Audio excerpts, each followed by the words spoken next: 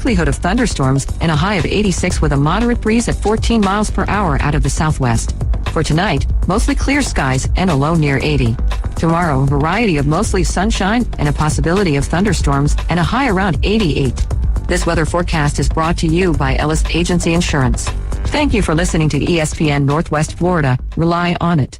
Discover the new Kia during the Summer Sticker Sales event going on now at Bill Bird Kia. Our SUV family is built for all-in adventures and endless possibilities. Whether you're traveling on the highways or off-road, you'll do it with grace and grit. Now offering 1.9% APR for up to 48 months on the purchase of a new 2024 Kia Sorento or a new 2024 Kia Sportage. You'll get the perfect balance of comfort, safety, and technology. Bill Bird Kia is the home of the 20-year, 200,000-mile warranty. Stop by and see us at 2435 East 15th Street or anytime at BillBirdKiaPanamaCity.com. Now enjoy the view this summer because the road is yours in a brand new Kia from Bill Bird Kia. Offer from Kia Finance America for the purchase of a new 2024 Kia Sorento or new 2024 Kia Sportage with $2,165 per month per 1,000 financed and 48 month. Quantities limited. No down payment required. Cannot be combined with other finance offers. The 20-year, 200,000-mile warranty is a Bill Bird Kia warranty. See dealer for complete details. Offer for well-qualified buyers. Must take delivery from dealer stock through 7/8/24. It's time for a new kitchen from Kitchen Designs. Kitchen Designs in Panama City Beach and Santa Rosa Beach offers full-service cabinets, countertops, and flooring, plus cash and carry cabinets available the very next day. Kitchen Designs has been family-owned and operated for over 20 years.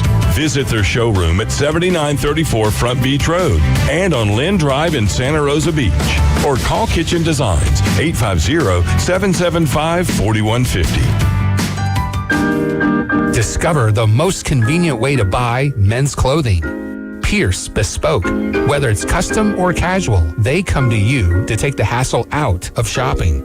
If buying off the rack doesn't work for you, let Pierce Bespoke show you how to get the perfect fit.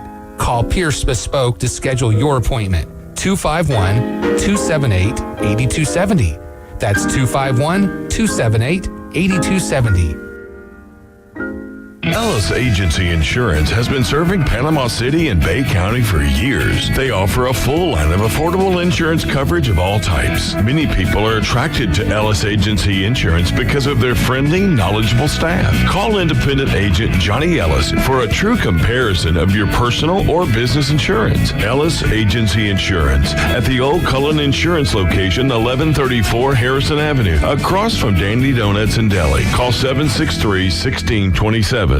Are you hungry for authentic Mexican cuisine? Then come to El Rodeo Tequila Bar and Grill, where we serve up the freshest, most flavorful dishes on the beach. El Rodeo Tequila Bar and Grill, a great location, comfortable atmosphere, and happy hour from 3 to 7. Buy one, get one free, regular margaritas and 12-ounce house drafts. And you're going to love their lunch specials, Monday through Friday from 11 to 3. Plus, live music Wednesdays and Saturdays starting at 5:30. El Rodeo Tequila Bar and Grill, Thomas Drive, across from the Navy base. WGSX Lynn Haven, WVLQ Port St. Joe. Powered by Panama City Toyota. And that's out of the ballpark. ESPN Northwest Florida. It's the next evolution of sports talk radio. The biggest stories and the biggest reactions. Now. And now we're taking... With the first pick. This is the last ball you got to bat. The Inside Drive. From college to the pros. Interviews with the newsmakers, sports betting, your phone calls, and more. And now, The Inside Drive with Ryan Mulvey.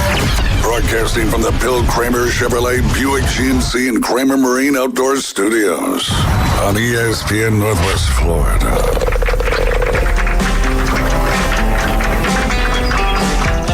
And good Friday morning. You're listening to The Inside Drive live here on ESPN Northwest Florida. 104.3 in Panama City Beach, 101.9 in Port St. Joe along the beautiful Forgotten Coast, which I believe it's raining a little bit down there right now as some storm cells are moving kind of from the southeast, moving kind of up a little bit there. So if you're over there in the Forgotten Coast, you're probably getting a little bit of rain right now. But you can watch, listen, like, comment, share, subscribe, yell at me, whatever you want to do right right there on our social channels. That's Facebook, X, and YouTube. ESPN Northwest Florida is all you got to search. You can also download the free mobile app inside the Google Play or Apple Store. Just search up 104.3 ESPN Northwest Florida.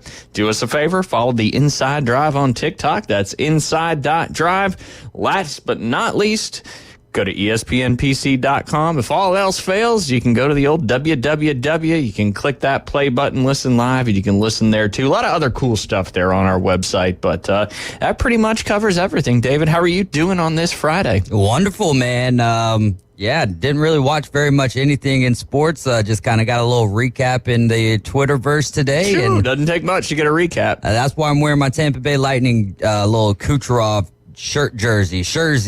I like that. Yeah, or because, a shirt. Yeah, or a jerk. I like Jersey better. Jersey's a little bit better there, but yeah, they were kind of making fun of Kucherov on the telecast last night. Why? Man. Well, they had a Russian dude. I guess his name was also Nikita Kucherov, or a guy impersonating a Russian. Gotcha. And he was just asking them stupid questions, and it's kind of annoying, man. Honestly, you know, as a guy who likes humor and it's funny, and you know, Kucherov, I didn't find it very funny though.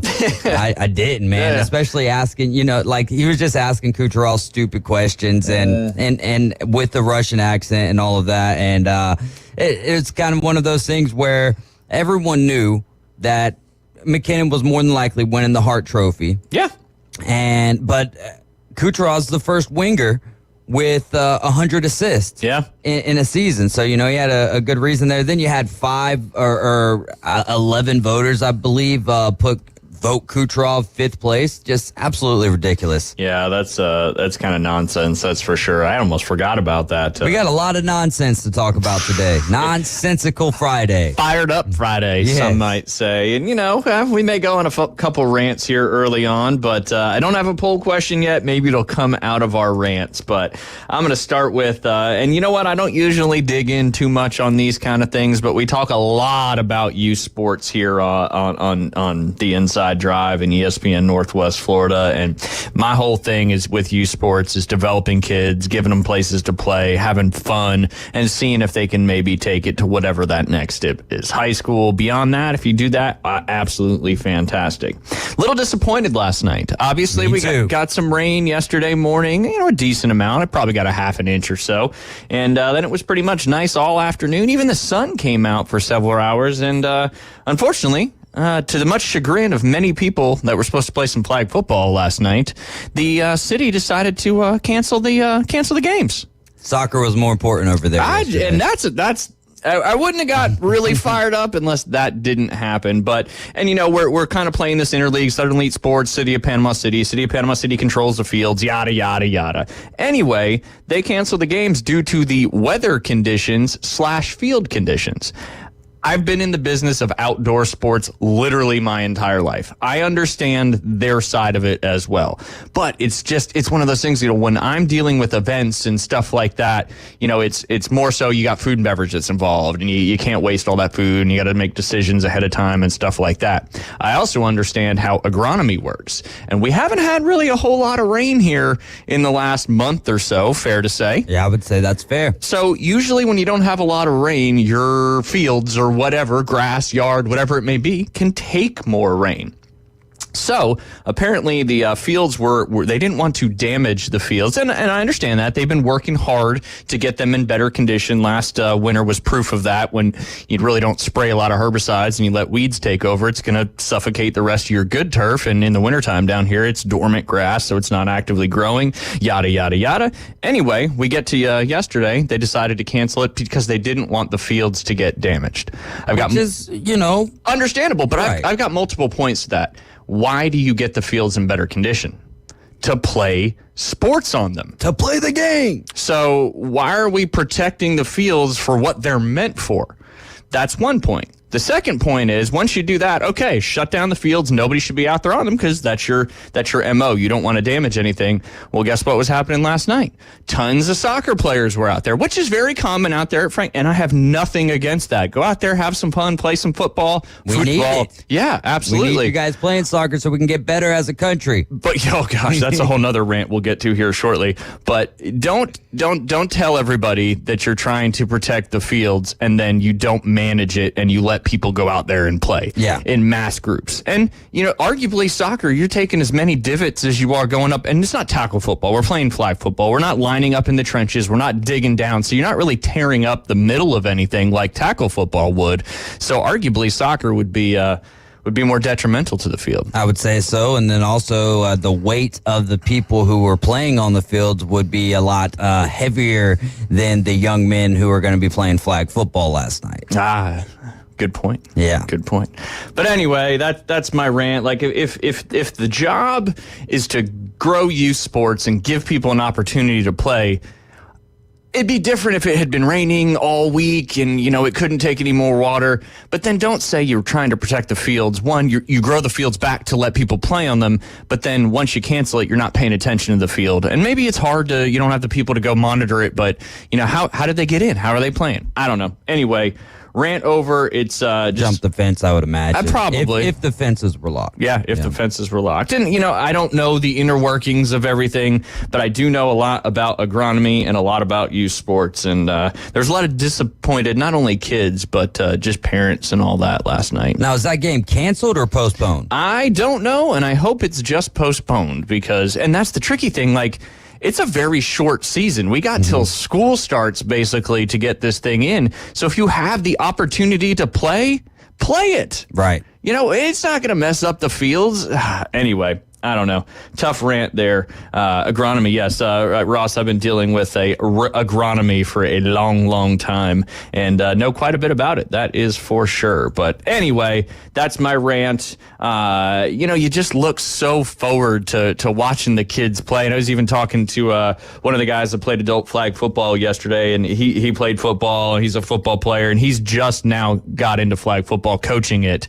And he says, I look more forward to coaching flag football than I did playing it. Yeah. So that's, one of those things. But I don't know. Anyway. Tough, man. And I was looking forward to that game as well, especially being able to go up against the Jaguars led by Bill Holtz. Yeah. So that was, a game that we kind of had circled on the calendar. And now who knows if we're even going to be able to play that. So we'll figure it out. But yeah, tough. And for the kids, man, that they're looking forward to it all day long. I guess the only person who's probably happy that that game didn't end up going down last night was John Andrews, so he'll be able to make the next game. He missed one, absolutely. So yeah, there's the small silver lining. That one of our kids that couldn't play yesterday now will be able to hopefully play in the future. Anyway, rant over.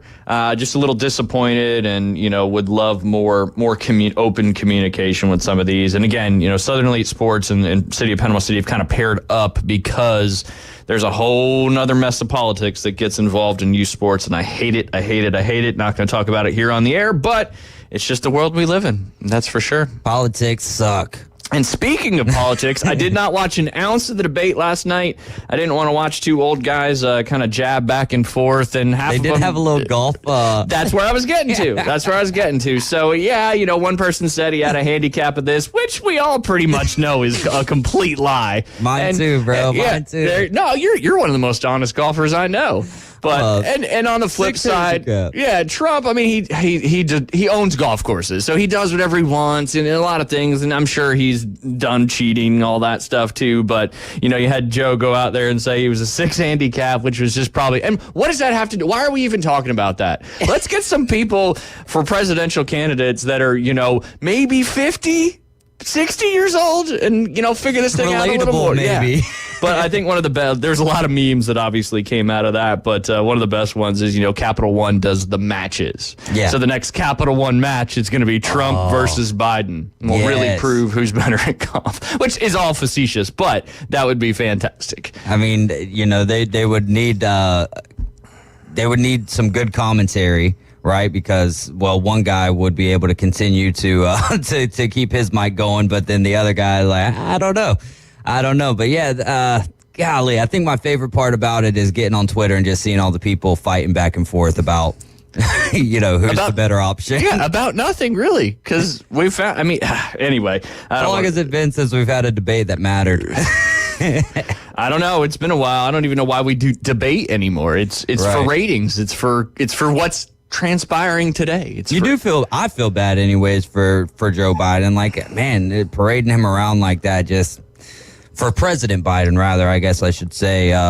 But yeah, I feel bad for him up there. You know, my Meemaw, she's got dementia. Yeah. And so you kind of, I just kind of see her in that situation. Ugh. It's just like, my goodness, man. My goodness. Yep, absolutely. So But wild times. Get out there and vote. Absolutely, absolutely. Get out there and vote. If you don't vote, you can't complain. That is for sure. All right, quick update on the Bay Point Billfish Open. Been kind of paying attention to that as they all went out yesterday in the rain. They didn't get delayed. They went out there. That's a little different. They're in the water, but they got nice boats. Anyway, it's been a pretty active. You can go to BayPointBillfishOpen.com. You can click on live scoring and kind of play along. Also, they do a great job, Olivia Quave, on the Bay Point Billfish Open Facebook page, keeping you updated on everything. But we had Scott Rossman and Justin Vanderman in the studio earlier this week, and Scott was talking about, I think it was 110 inches is what you needed, the minimum to be to boat a blue marlin. We've already had 2 over that. The Billfish Open last year, we only had 1 boated blue marlin, and that one came in, and then that was the Go Low team from Lynn Haven, and I think it ended up being like 535 pounds or something along those lines. But Windsong has already got 114-inch blue marlin that was caught by Reese Johnson, and then Jolene, who I saw is going to come into today. They're going to come into the weigh-in today, which starts at 4. They've got 113-inch blue marlin, and Clay Adams was the angler on that one. So 2 big marlins already boated. So we'll have more marlins being weighed in this year than last year. And again, I think last year we had around 50, 55 teams. Now they've got 83 teams going out there. So your odds obviously increase for sure, and be interesting to see where they went out to catch them. But just listen to the guys talk about how much technology is involved in this nowadays. All I hear is dollar signs. Yeah, no doubt. Did they say how long the fights were? They did not. They did not say anything specific. One was caught overnight in the dark, and then the other one was brought in this morning. But yeah, I'm sure. Fishing in the dark. Yeah, absolutely. I think you got to maximize your time out there, and you got to rotate, take some naps, and probably out there by the rigs and all that stuff. I do know one time when I was a kid, my parents and I, we went down to Cabo, and I had broke my wrist 2 days before the trip, and the trip was supposed to be a golfing trip and a fishing trip. I did still fish, and I played a lot of pool volleyball with it. It was like a waterproof cast, so I could just bring it in the water. There you go. And I was like an offensive lineman. I was getting after it with the club hand, as some may say. But anyway, we fished. We caught my dad caught a good sized mahi, which we actually brought back to the hotel. That was really the first time I started trying fish, and they cooked it up for us every night, and that was fantastic. My mom caught a 100-pound sailfish, which the tax man got that one, unfortunately. And then we did all together. What do you mean by that? The tax man, a shark. Oh. Yep.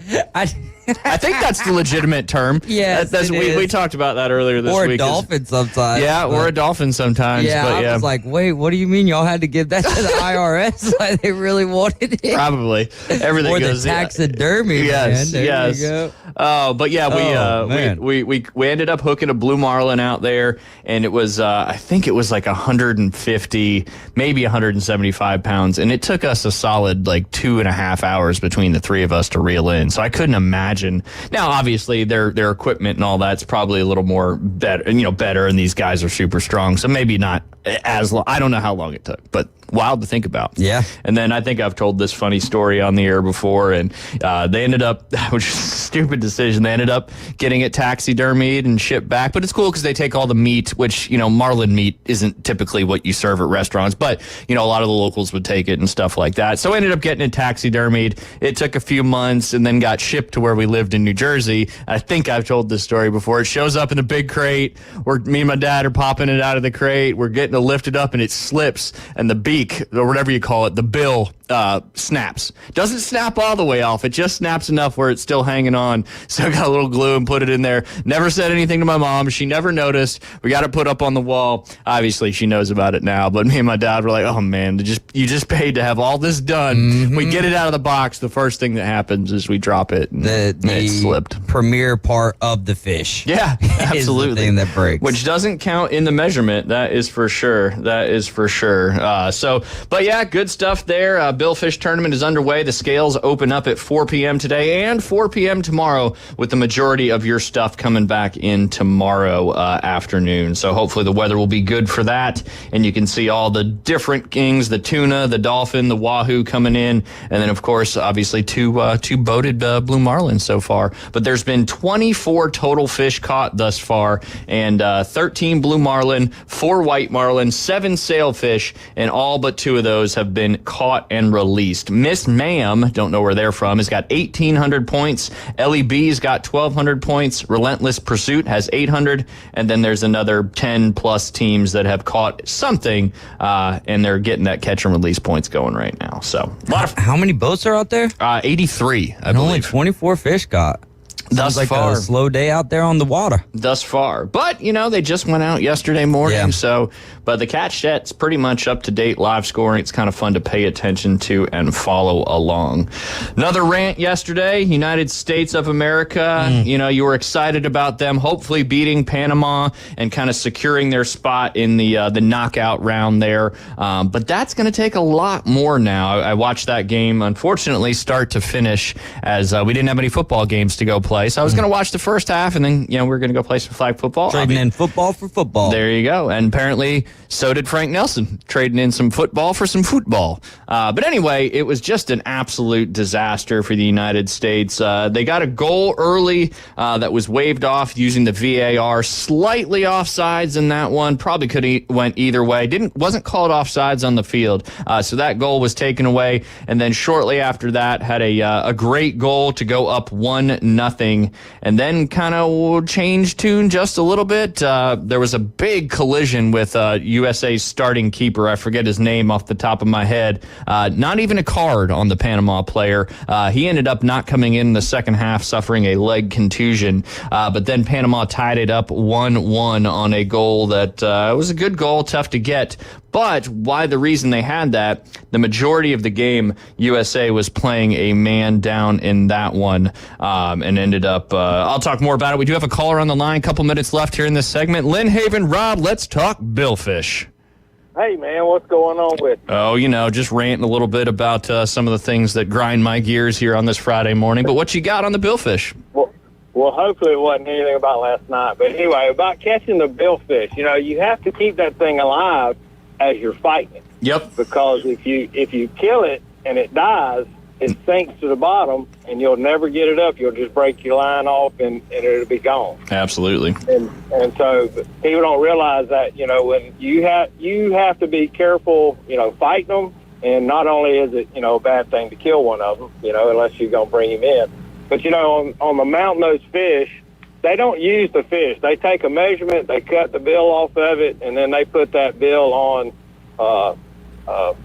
fiberglass, thing, and they spray paint it and everything. So that's why it broke when we got it out of the crate, because they didn't do a good job, and that makes me feel a lot better. It probably broke right up there close to the, to the head. No, it did. It did. Yeah. Yep. But, and I know when Scott and them were on there the other day, they were telling the story about the one, the state and the Gulf record fish. And I'm almost positive that the one that's in Captain Anderson's restaurant is the replica of that fish. Gotcha. So there were 3 of them. There were 3 of them that were actually made of the fish. And one of them was in Hamilton's restaurant. One of them the owner got. And I don't know where the other one, the guy that caught it, I say owner, but the guy that caught the fish. I want to say, if I remember correctly, that Scott told us last year it's at a restaurant in Destin, if I'm not mistaken, or somewhere over there, the one that was actually caught and then taxidermied. The real one. Yeah. Okay. Yeah. I'm going to text him and find out. I'm almost positive the one that was in Hamilton's restaurant might be the one that's in Captain Anderson's restaurant now. Yeah. Shows you the scale and the size. And there might be a lot of people on there saying, you don't know what he's talking about. But I'm almost sure that that's the one that was there. Yeah. Hamilton's got tore up during the hurricane years ago, Ivan, when the tornadoes come through and knocked it all down. But anyway, but yeah, the Billfish tournament, that's been going on for years. And I remember when it first started back in the 70s, but it was called the Captain's Tournament to begin with. And they ran it out of there, and then it became the Bay Point Invitational, and now they, it's changed hands when Bill, and I don't even know his last name, had it for years. Yeah, Span. Yeah, I think 2012 was the last year they had it, and then they brought it back as an open versus an invitational where they used to cap it at 72 boats, is what Scott was saying. So now I think they have 83 boats out there, and it's a big time tournament, and they're already got 2 big ones boated and a lot of others being released. Now, I have no idea anymore, but what do you have, if you know or can say, what the entry fee is on that thing? $5,000, and then of course you have all the optional team buy-ins and all that. Right. That ranges anywhere up from I think $500 to $10,000. So that's really where the prize pool starts getting big, as those optional team buy-ins. But yeah, $5,000 entry fee. Right. It's like playing golf, and everybody bet, and everybody's got a different way that they want to enter in and what they're betting on and all that sort of stuff. But Calcutta, just like a Calcutta to member guest, absolutely. A lot of money in those bad boys, that's for sure. Right.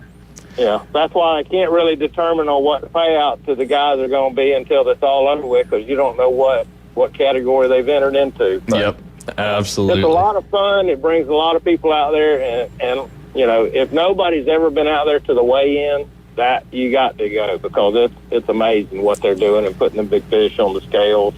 And I think it's right there by the entertainment stage, so if there's not a fish being weighed, but it's good. One time years ago they had one that brought in and it shrunk from the time they caught it and brought it back to the dock. Well, and that's what Scott always said with that, which is currently the state record, the 1,046. I mean, they had to get it up, they had to get it in a truck, they had to get it to the port and then come back. And he's like, probably by the time that it came back, it lost, 40, 50 pounds of water weight, and it would probably still be the Gulf record if that was the case. But, and then they check them and everything else. But there was one they brought back, and before they put it on the dock, they measure them. Yep. And it was 99 inches. And it was like it had the plague. Well, I mean, it's a federal offense to even possess one of them. Yep, and I think they were saying the minimum now you have to boat it is 110 inches. So the majority of these fish is all catch and release. But that's another thing with the catch and release. Like, you can't damage the fish, you can't get bit by a fish, you can't kill the fish, you can't hit it with a prop. It has to be, and you have to video it going away, swimming healthy in order for it to count. So they do a lot of things protected now, which I think is good, because it's a nice combination of protecting the marine wildlife out there and their populations, as well as the sport of fishing as well. Yeah, well, it's like the big grouper, and I don't think you are supposed to take what is it, the one that they can't take out of the water. Tarpon. Even take a big the tarpon. You got to dive in there and take a picture with them in the water if you want to do that. Yeah, but, things change. That's for sure. Yeah, they got to be careful with our wildlife now, because you never know. Absolutely. You get in some big trouble, that's for sure. Know the rules. They will come to your house with a search warrant and go into your freezer. Yep. If you put something on Facebook. Absolutely. They have done that before. Absolutely. All right, guys. Y'all have a good one, and have a safe 4th of July week, and be careful of the tourists. There you go. Yes, sir. You too, Lynn Raven Rob. We appreciate you as always. See you guys later. Let's go ahead and take a quick break, and then we'll jump back into that USA-Panama game, and then probably talk a little bit about maybe LeBron James and Bronny being I don't know if reunited. Let's just go with united in the United works. There you go. Over there with the Los Angeles Lakers. You're listening to Inside Drive. We'll be right back. ESPN Northwest Florida. The afternoon underdogs. If you get one more, you're going to Atlanta next Friday. Which of these Atlanta Braves once hit 4 home runs in one game? Was it? Bob Warner. Don't even got to read off any. You are going to Truist Park, my man. 4 to 6 weekdays. 104.3 ESPN Northwest Florida. This is Joanna with ESPN Northwest Florida. Here is your weather forecast on this Friday morning. As we head into this afternoon and evening, some sun and a likelihood of thunderstorms and a high of 86 with a moderate breeze at 14 miles per hour out of the southwest. For tonight, mostly clear skies and a low near 80. Tomorrow, a variety of mostly sunshine and a possibility of thunderstorms and a high around 88. This weather forecast is brought to you by Ellis Agency Insurance. Thank you for listening to ESPN Northwest Florida. Rely on it. Hello, this is Rick Vossen with RV of Panama City, your local Stormore portable building dealer, located at 2241 East Baldwin Road. Shopping for a garage, portable building, cabin? We build them anywhere from 8 to 16 foot wide, 10 feet to 60 feet long. We can do insulation, electricity, transom dormers, thermal windows. Come, let's customize a building together. Rick Vossen, Stormore Portable Building Dealer, Panama City. I'm Tiffany, founder of Harlem Pilates. When I couldn't find Pilates in my neighborhood, I started a studio from my studio apartment. Chase Inc. helped me grow from 1 Pilates studio to 3. Because when you start small, you're going to need some big help. With the Chase Inc. Business Cash Card, you can earn up to 5% cash back on business essentials, so your business can go from here to possible. Chase for Business. Make more with yours. Real business owner compensated for their participation. Cards issued by J.P. Morgan Chase Bank, NA member FDIC. Subject to credit approval. Terms apply. And now the Inside Drive with Ryan Mulvey. We're going to have a talk. Tell me what you know. Broadcasting from the Bill Kramer Chevrolet Buick GMC and Kramer Marine Outdoor Studios. It's a frantic noise. ESPN Northwest Florida. And welcome back. You're listening to the Inside Drive live here on ESPN Northwest Florida. If you haven't noticed, Dave's trying to play some kind of calmer songs, so I'm not getting too fired up here before each segment, trying to bring me back down a little bit. Got to keep your water down a little bit like the grass over there, Frank Nelson. There you go. Oh, that's another point I forgot to mention. They were watering it this morning. That's wild. But I will give, maybe they sprayed something. And a lot of times when you spray chemicals, you got to either water them in or do something with them. But the irony of that is certainly wild, no doubt about that. Don't get me back on that topic. We'll jump back into the men's team and the little disappointing game against Panama yesterday. As I mentioned, they ended up losing 2-1, but their keeper, obviously, I was talking about that before Lynn Haven Rob called. He took a huge shot there in the first half, ended up not coming back in the first half. They didn't even call the yellow card on that play, which was probably the biggest surprise. And then, as I mentioned, Tim Wah's costly red card early in the match forced U.S. to play with 10 men down for the rest of the contest. And also, I believe when you get a red card, you will not be playing in that next game. So Wah will not be playing in the pivotal game on Monday against Uruguay, who's one of the better teams in Copa America. That is for sure. And then, of course, that late goal that Panama scored to go up 2-1. You'll kind of wonder if Matt Turner, the keeper, if he didn't get injured, would he make that save? It was a point-blank save, kind of hit him right in the hands, the backup goalie that is, and kind of went right through. I don't know. It was a tough save either way, but I think a lot of national keepers, starting keepers, probably would have had that one. But Greg Berhalter, the U.S. coach, obviously will probably be coaching for his job Monday against Uruguay.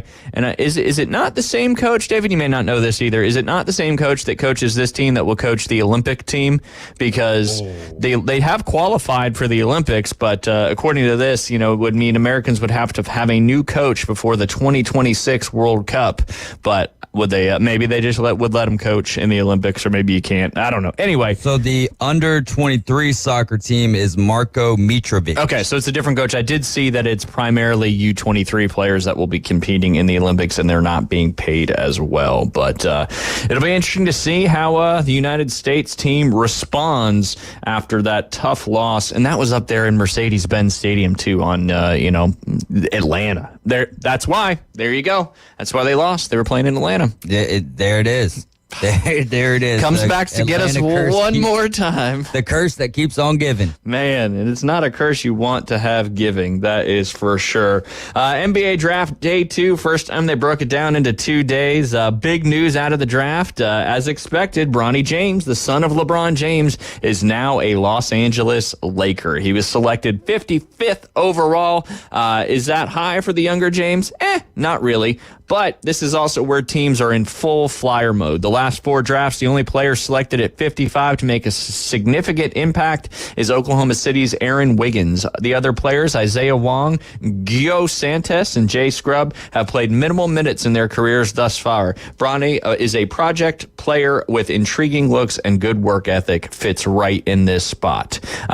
Don't expect probably really for him to make an impact in this first year, but does this now mean that maybe LeBron's going to be staying with the Lakers for the next few years? David, what did you think of this father-son duo being united there in Los Angeles? Yeah, first time that a father and a son is going to be in the NBA at the same time, let alone being on the same team. So I know a lot of people aren't big fans of this, and I think that they're 100% justified in their perception of it, their feelings in it, or on it, with, the nepotism here. But at the end of the day, for me, I love this storyline. I don't know how much they're actually going to be playing together, but hey, this is, for me, something that we've never seen. It's, along the lines of King Griffey and King Griffey Jr. playing together. Absolutely. So is it deserved? It's hard to say that it's deserved, but also, we don't really know what we would have been getting out of Bronny had he not had the health scare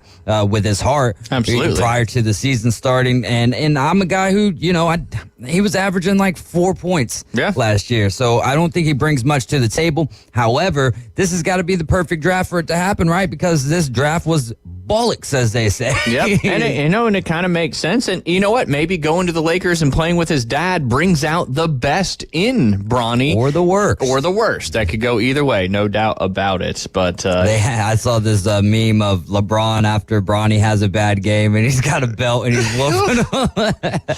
Hey, you never know. JJ Redick's got a lot of things on his plate there already in Los Angeles, not only with Bronny being drafted, but as we talked about yesterday, Dalton Connect coming over from Tennessee, who I think was a steal at 17 for the Lakers. So, hey, maybe with all the talk around them, they're moving in the right direction and, having some fun. It's just another great story that we'll dive into in the fall when the first regular season Lakers game takes place. It's not even going to take that long because Summer League starts here July 12th. So he'll be playing, yeah. But we're not going to be seeing LeBron at all. But you'll see Bronny playing against NBA guys. Yeah. And so you'll get a little taste of that, and we'll see. On one of the articles I was reading, I believe Athletic Pulse, if you're seeing a lot of Bronny next year, it's not a good sign for the Lakers. Yeah, no, that's a great point.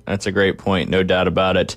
Some of the other notable father-son duos to play in sports, as David mentioned, LeBron and Bronny James are the first ever in NBA history to play on the same team at the same time. But going back to, everybody remembers this one, the NFL's Columbus Panhandles in 1921, Ted and Charlie Nesser. Yeah, that's the first one that came to my mind when I thought about this. I can't believe that, I was drawing a blank on that one earlier when I was trying to think of other names. Just slipped your mind. Holes, Griffies, the Nessers, of course. Yeah, back in the day. They remain the NFL's only father-son duo to have played on the same team. They played together for the Columbus Panhandles on September 25th, 1921 against Akron's world champions. The Nesser family had a storied history with the Panhandles as 6 brothers, John, Paul, Phil, Ted, Frank, and Al. There's a good 1920s name repertoire, a little different than this day and age. Al Bundy? I guess. All played for the team at various points in the early 20th century. The 38-year-old Ted was the 5'10" center, while Charlie was a 19-year-old tailback at 6'2". The duo's lone appearance came in their final season of professional football. The Panhandles would last one more year in the NFL before being disbanded and being rebranded as the Columbus Tigers, which lasted until 1926. How old is Tom Brady's son? Maybe, Tom Brady takes like a little 10-year break or so. Comes back at 55. Yeah. Getting some routes in there with his son. I think we missed our only opportunity right there. Maybe like a father-son coaching duo or something. Yeah, that could happen. Bill Belichick. Yep, no doubt. As you had mentioned, one of the more notable duos to ever have played together, that's Ken Griffey Sr. and Ken Griffey Jr. With the Seattle Mariners from 1990 to 1991. The older Griffey was already a 3-time All-Star and a 2-time World Series champion when he signed with the Mariners in 1990. That same year, his son, Ken Griffey Jr., who was also playing in Seattle, entering his second season in the majors and the MVP of the All-Star game in his first All-Star appearance. Also played with his father. That season, Ken Griffey scored 91 runs and 22 homers while keeping a batting average of 300 and an OPS of .847. His father, even at 40 years old, still had something left in the tank, batting .377, scoring 13 runs and drilling 3 homers in his 17 season. The duo is also remembered, of course, one of the most famous moments out there, the first father-son duo to hit back-to-back home runs. That happened on September 14th, 1990 against the California Angels. Good stuff there. Great stuff there. I feel like baseball, and that's why you have multiple baseballs in here. Tim Raines Sr., Tim Raines Jr., and MLB's Baltimore Marylands in 2001. Finally, the Raines family made their own mark on the MLB, teaming up on the Baltimore Orioles for part of the 2001 season. Hall of Famer Tim Raines was in his penultimate, I don't know, maybe that means last season with them, as he was traded to the Montreal Expos, from the Expos to the Orioles on October 3rd, setting to join Tim Raines Jr., who had been drafted there in the 6th round of the 1998 MLB June amateur draft. The duo shared the field for the first time on October 4th, 2001, when Tim Raines Sr. played left field while his son was in center. That's kind of cool. You're both out there in the outfield. They had previously faced off against one another a few months prior in the AAA International League on rehabbing assignments, with Raines playing for the Ottawa Lynx and Raines Jr. playing for the Rochester Red Wings. So another baseball duo there. And then a little more famous, the last one here in the sport of NHL, and that was a gentleman who played forever, it seems like, in the NHL, and that's Gordie Howe. Mr. Hockey himself played with Marty Howe on the NHL's Hartford Whalers in the 1979 to 1980 season. Gordie Howe had the pleasure of playing with his 2 sons for the NHL Hartford Whalers, but it wasn't the first time the trio had shared the ice together.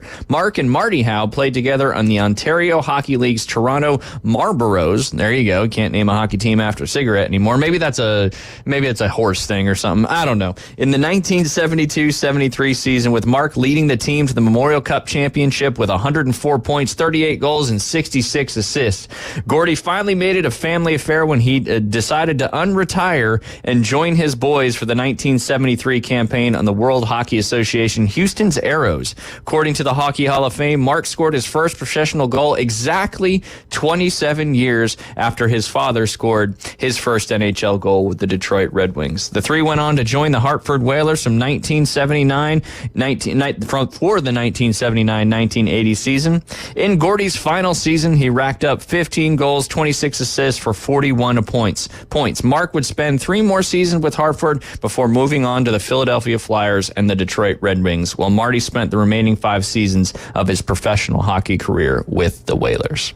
So not only one son played with 2 sons. Yeah. But Gordie Howe also played forever when it came to hockey. He was still playing like in his mid-50s, wasn't he? Something like that? Yeah, he was up there. Which is insane, given how physical the game of hockey is. Yeah, with that sport, I think that might be the most impressive of them all, and outside of, the Nessers in the NFL. Yeah, I mean, that's the most famous one by far. Be. I mean, we all remember that one. It slipped our minds earlier, but here we are bringing it back. So, it's not that... Full circle. Yeah, and I guess Major League Baseball seems to be the easiest to do it, and that's a very, very loose term. And you've got 1 in the NFL, 1 in the NBA, and 1 in hockey. So, it looks like 5 total overall. Maybe we'll see more as as we progress into the future. By the time it's all said and done, with recency bias, LeBron and Bronny will be the most famous of all of these. Recency bias, I think, is fair. No doubt about that one. No doubt about that. But we're going to go ahead and take another quick break. When we get back, we're going to dive into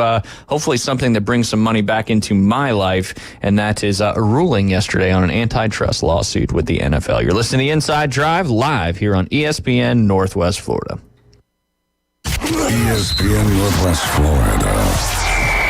It's the Coach James Hale Show. To a burning ring of fire. Down, down, down. That flame red higher. That burn. That ring of fire. Oh my God. Dun, dun, dun. Why'd you stop it? Dun, dun, dun, dun, dun, dun, down. Weekday morning 7 to 9. ESPN Northwest Florida. You're a real estate agent, not a social media expert, but you absolutely need a professional social media strategy. Stay on top of mind, top of feed, and be in more places. Introducing SocialStackPro.com, a tool for real estate agents that inspires your content with the power of ChatGPT built right in. Try SocialStackPro.com for free. Focus on building your brand, building relationships, and post like a pro with SocialStackPro.com. Is your restaurant looking a little tired from the long off season? Is your office a little offish?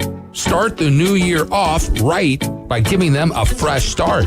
Fresh Start Cleaning is now accepting new clients. Ask about their complimentary hood cleaning services. Fresh Start Cleaning. Get clean again with Fresh Start.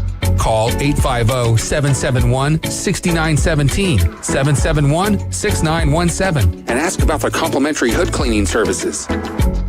Get in zone, AutoZone. Welcome to AutoZone. What are you working on today?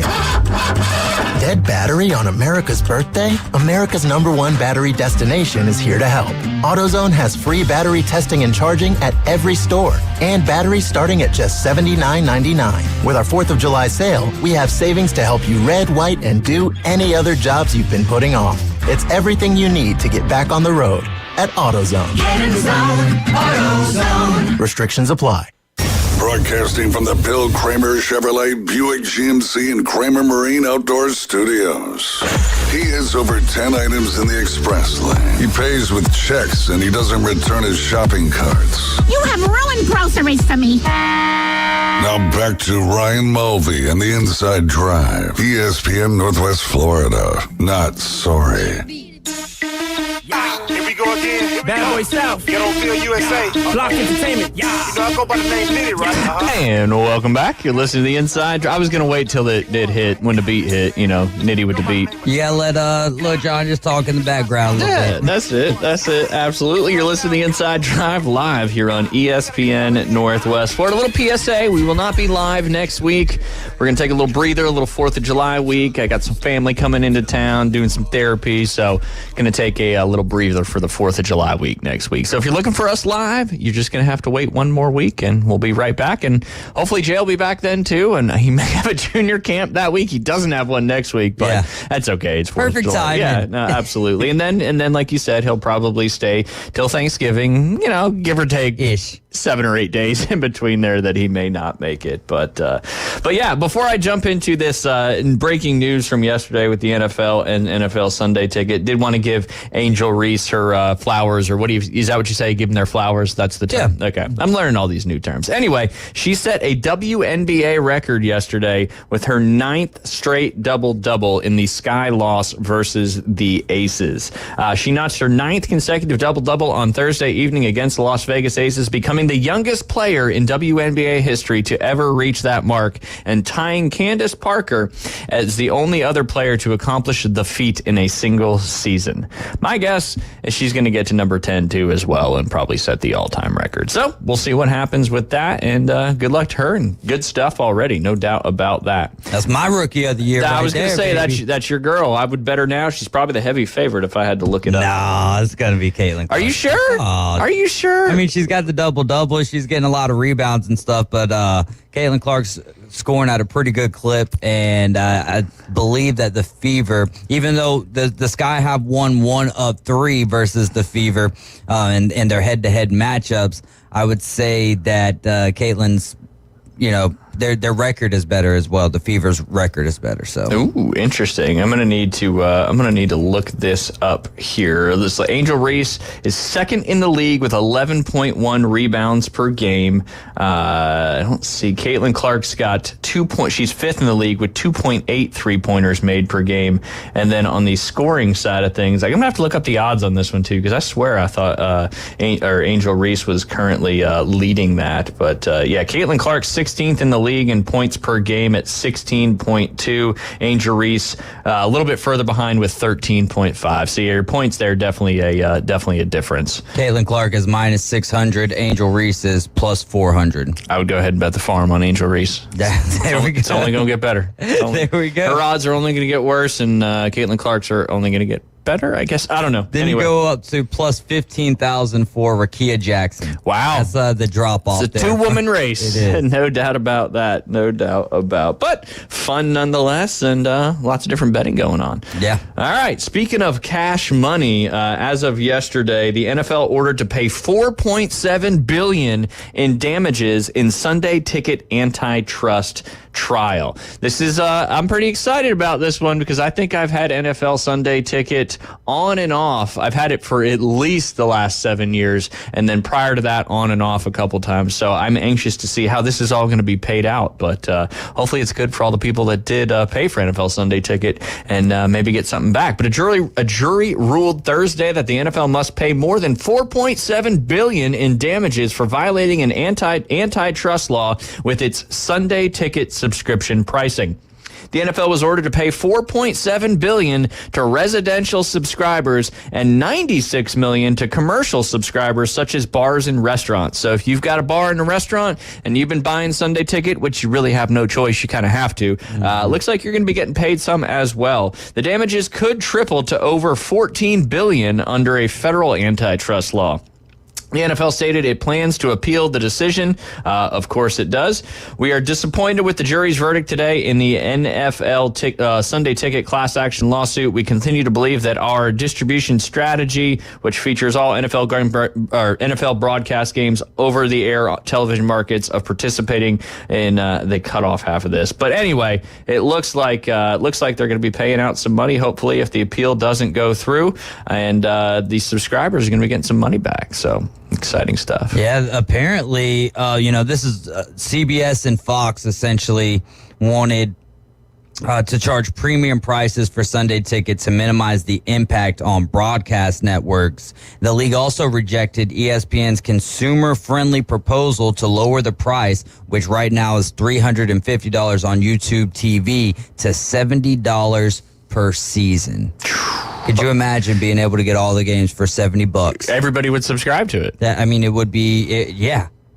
Well, and YouTube and that TV would help ESPN so much because right now, obviously there's still the standard, but there's a lot going on, and with the public perception, if you will. So that would have really helped the numbers for ESPN. Absolutely. And I know YouTube TV was doing $100 off if you bought before June 1st or something like that. So that $349 got reduced all the way down to, makes it sound low, $249.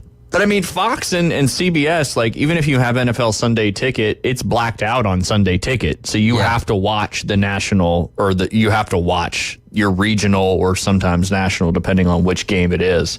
But yeah, the jury said yes to all liability questions regarding the Sunday Ticket package, including DirecTV had knowingly entered the price-fixing conspiracy. Maybe that's why DirecTV no longer offers NFL Sunday Ticket, and YouTube TV scooped that bad boy up. Yeah, they got in there like swimwear, but it'll be interesting to see how this is going to play out because the NFL is going to appeal, and we'll see where it goes from there. Yeah. So I wouldn't be counting on getting any money anytime soon. That's all right. Hey, if I know it's maybe coming down the road at some point, I'm excited about that. There you go. I'm excited about that. Maybe. Hey, maybe I'll win the lottery too. You just never know. But if you're not playing, you ain't going to win. That is for sure. A couple fun facts. It's Fired Up Fun Fact Friday.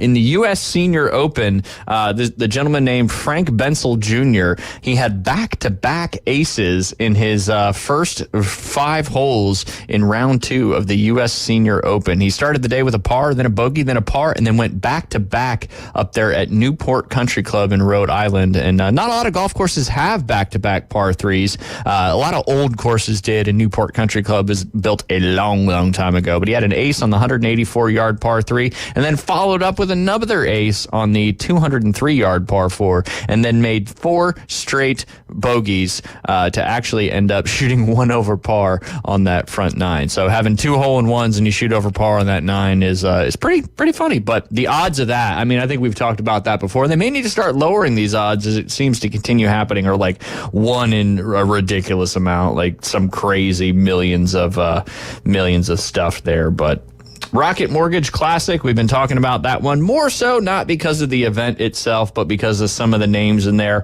Currently, Ashkay Bhatia, he followed up his great first round of a 64 with a 67 today, and I'm sure if you bet him top 10, top 5, or even to win before the tournament started, you had some really good odds. He's already down to a plus 175 as he's got a pretty good commanding lead.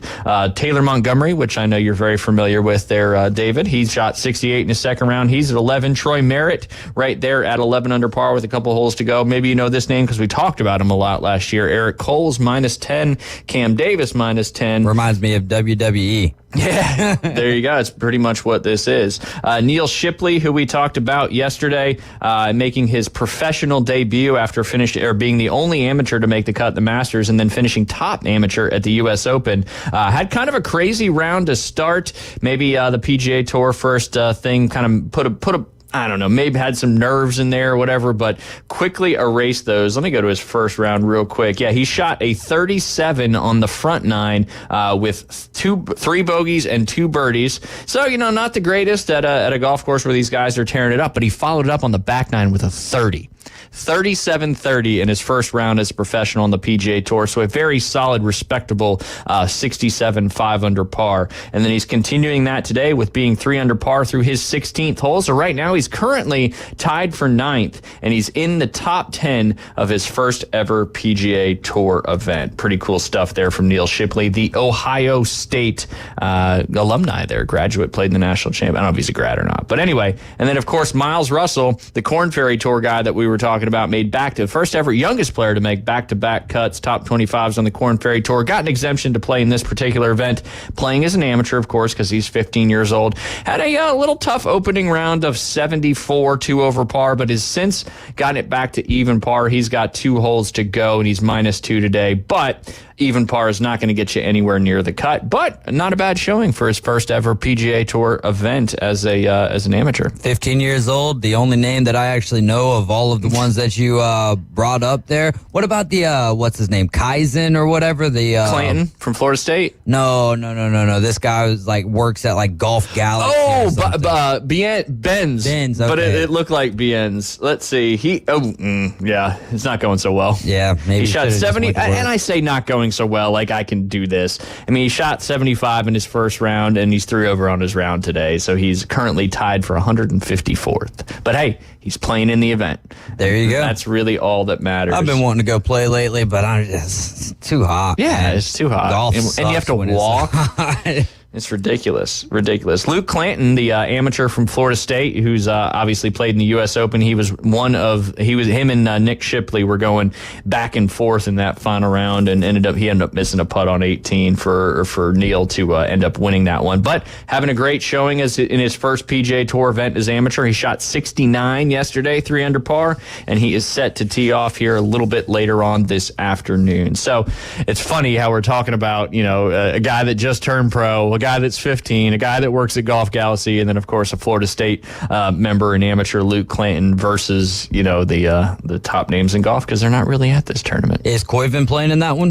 Ooh, I think he is. That was the other one. Thank you for bringing that up. Yeah, Jackson shot even par yesterday. He's going to have to shoot a good round today because he's currently tied for 101st, but he tees off right at the end of the show today at 1 o'clock. So we'll be paying attention to him. That's his, he's playing as an amateur as well. Let's see what the cut line is right now. I'm just curious on that. Projected cut -2. So all he's got to do is fire, 3-4 under par. All he's got to do makes it sound so easy. The Detroit Golf Club is a Donald Ross design, so very similar greens to Pinehurst number 2, just not quite as extreme. But just goes to show you when you're playing in these non-signature events, 2 under par right now is tied for 62nd. 1 under par is tied for 88th. So every stroke, every swing, every putt is so crucial in these events. And, we'll see what happens. Yeah. See what happens. But some good stuff going on there with the PGA Tour, and looking forward to getting back at it. David, this is a fun one. It's Fun Fact Fired Up. Fun Fact Fired Up Friday. Okay. That's a mouthful. That is a mouthful. I did okay with it. I do want to mention one thing, too, about that Japan-USA game, too, here at some point. But this is from the PGA Tour's Instagram handle. It said, "What is a golf fact that sounds fake but actually is real?" I'll read through some of these here real quick. One of them said, Tiger Woods played an entire U.S. Open and an 18-hole Monday playoff in 2008 on a broken leg and still managed to win the golf tournament. We obviously know that that's true, and that happened against Rocco Mediate in that playoff. But if you would know nothing about it, you would think, no, how is that even possible? Yeah, I remember watching that playoff. I remember...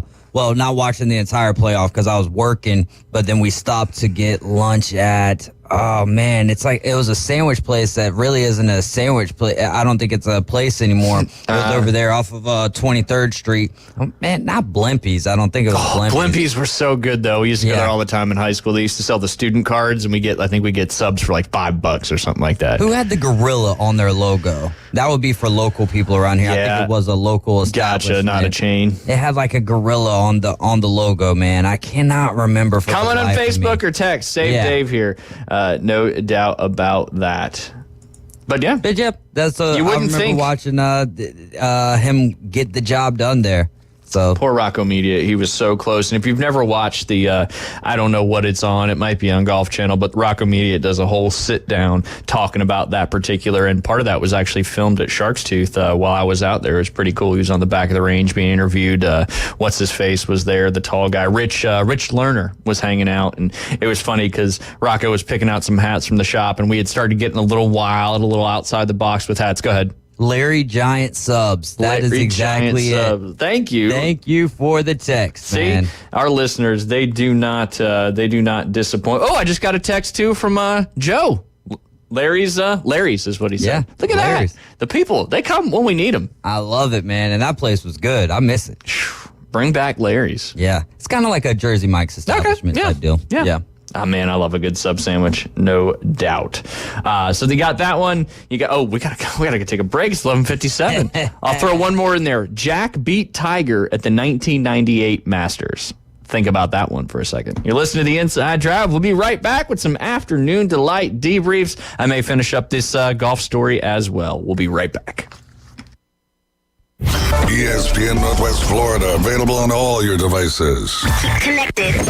Hear your favorite sports talk hosts. The Coach James Hale Show. You're listening to The Inside Drive live. The afternoon underdog. And your favorite teams. Braves winning! We're live on the app. Tune in, Alexa, ESPNPC.com, Facebook, YouTube, and in your car at 101.9 and 104.3. Wherever you go, there we are. ESPN Northwest Florida. This is Joanna with ESPN Northwest Florida. Here is your weather forecast on this Friday morning. As we head into this afternoon and evening, some sun and a likelihood of thunderstorms and a high of 86 with a moderate breeze at 14 miles per hour out of the southwest. For tonight, mostly clear skies and a low near 80. Tomorrow, a variety of mostly sunshine and a possibility of thunderstorms and a high around 88. This weather forecast is brought to you by Ellis Agency Insurance. Thank you for listening to ESPN Northwest Florida. Rely on it. Discover the most convenient way to buy men's clothing. Pierce Bespoke. Whether it's custom or casual, they come to you to take the hassle out of shopping. If buying off the rack doesn't work for you, let Pierce Bespoke show you how to get the perfect fit. Call Pierce Bespoke to schedule your appointment. 251-278-8270. That's 251-278-8270. Your biggest investment is your home. Protect it while also improving its appearance with Earthworks of Northwest Florida. We have sand, mulch, gravel, or lay down decorative stone, all available for pickup and delivery. Discover your dream landscape with Earthworks of Northwest Florida. Imagine the moment you proudly pull up to your home that you've worked so hard for, enhanced by quality mulch, decorative stones, and more. Let's make it happen today. Request a quote online at earthworkspc.com or swing by the office at 2005 Industrial Drive. Love the land you live on. WPLQ Port St. Joe, WGSX Lynn Haven, powered by Panama City Toyota. ESPN Northwest Florida. You hear it first. Sports talk right now. Back to the Inside Drive with Ryan Mulvey. I know it seems a bit overwhelming at first. Broadcasting from the Bill Kramer Chevrolet Buick GMC and Kramer Marine Outdoor Studios. Something makes me think you'll get used to it. On ESPN Northwest Florida. Sky rockets in flight. Afternoon delight. And welcome back. You're listening to the Inside Drive live here on ESPN Northwest Florida. 104.3 in Panama City Beach, Panama City, and the surrounding areas. 101.9 along the Forgotten Coast down there in Port St. Joe. Hopefully they're not getting too much rain right now. I don't want to get back on that topic of rain. But anyway, you're listening to us on, or if you're watching on Facebook, X, or YouTube. If you're listening, you obviously could do that there as well. If you don't want to see our pretty faces, the radio, or our free mobile app inside the Google Play or Apple Store. That one you search 104.3 ESPN Northwest Florida will get you to avoid having to look at me here on the air. And then, of course, you can go to ESPNPC.com. You can click Listen Live anywhere on there. You can check out all the information about our shows. And then last but not least, follow our TikTok page, Inside.Drive. Got to give a huge shout out to Bill Kramer, GM, and Kramer Marine and Outdoor. Hopefully Chris and his crew on the Kramer Marine and Outdoor boat are out there having a good time in the Bay Point Billfish Open and catching some big old fish. But if you're wanting to get out there for snapper season and all the other great seasons of fish we have here, you're going to need a boat unless you have a friend with a boat. But if your friend has a boat, I've probably got that boat at KramerMarineandOutdoor.com. If you need your boat back out of the water, they'll fix it up. They'll come to you. If they can't fix it there, they'll tow it in and get you back going ASAP. If you need a full repower, they are a Yamaha outboard full line dealer, as they have a Yamaha Master certified mechanic on staff. And if you've heard Chris talk about that here on the show, you know how difficult it is to get that certification. And we've got one right here at the corner of Frankfurt and 23rd Street. They sell Seabourn, Spider, Sundance, and Skeeter. The previous three are all part of that CRI family. You can check out all their new and used inventory at KramerMarineandOutdoor.com. On the flip side of that corner, you got Bill Kramer, GM, lots of new trucks, beautiful trucks, Yukons, Denali's, Tahoes, all those beautiful trucks and SUVs. I don't even know if they make vans anymore. I keep saying vans. It just feels like the vans nowadays are like, I'd almost rather have a van than anything. Those things, if you're going on trips, they're loaded with entertainment, technology. The seats will completely go away. It's pretty wild. My mom had I want to say it was a 1996 Dodge Caravan, eggplant color. Ugh. That was back in the day when they only had a door on one side. Yeah, I remember that, man. I know. Everybody had to get out on one side. We went from the Windstar to the Freestar. Nice. And then it had doors on both sides. You hit the button, they opened up. Had the DVD player with the flip down TV. Ooh, you guys are living large. Oh, brother, I'm talking about, and we're a poor family, you know what I mean? Living large, though. So that was, it was like, wow, my goodness, man, this is quite amazing. They've come a long way. That's for sure. That is for sure. And that vans don't seem as popular these days. No, I think the SUV kind of took that over. But I mean, makes sense. Some of these vans have like V8s in them and stuff like that. You can get after it. You can get tomato juice out of that thing. No doubt, no doubt. But again, back to Bill Kramer, GM, right there at the corner of Frankfurt and 23rd Street. They'll get you fixed up. They'll get you a new car. They'll get you got great used car inventories. They even have express service that you can swing by, get your oil changed, some other quick things. Always selling tires at cost. You give them a call, 850-250-1403. They will make it easy and take great care of you. right, I want to finish up this this golf post here real quick, talking about things that, if you read not knowing that just don't sound real. Tiger Woods was the reigning U.S. amateur champ when he won the Masters by 12. 1997, he did it, blew him out, and he started, I think he shot a 40 on his opening 9 holes in that Masters too, and then the rest obviously is history when he lit it up from there. A couple more fun ones. In the last U.S. Open Jack Nicklaus played in 2000, Tiger Woods won. In the last PGA that Jack Nicklaus played in, same year 2000, Tiger Woods won. In the last Masters Jack played in 2005, guess it, David? Tiger Woods won. Tiger Woods won. Having a little snack there. I like it. In the last Open Championship Jack Nicklaus played in, 2005, guess what happened? Tiger Woods won. So every last major that Jack Nicklaus played in, Tiger Woods had won. I feel like you can find coincidences because they're not really coincidences if you just dig deep enough in most things in sports. But yeah, at age 66, Bernhard Langer tore his Achilles and returned to competition 92 days later. Tore his what? Achilles. And 3 months later. How in the world? Aaron Rodgers, where you at, bro? Probably a little different. Kirk Cousins. The movement, if it's his right, I don't know if it's right or his left. If either one, you're pushing off or you're posting up, so it's probably not putting as much pressure as if you're moving laterally, front and back, jumping, all those things. So probably, but still wild to tear your Achilles and then be playing golf 3 months later. And then the last one on this one, Ben Hogan played in 6 events in 1953. He won 5 of them, and 3 of them were majors. And then unfortunately, I think Ben Hogan's career was ended, I believe, in a car crash as well, same as Bobby Jones. But what would have been Ben Hogan, just a great ball striker, and was obviously a heck of a golfer.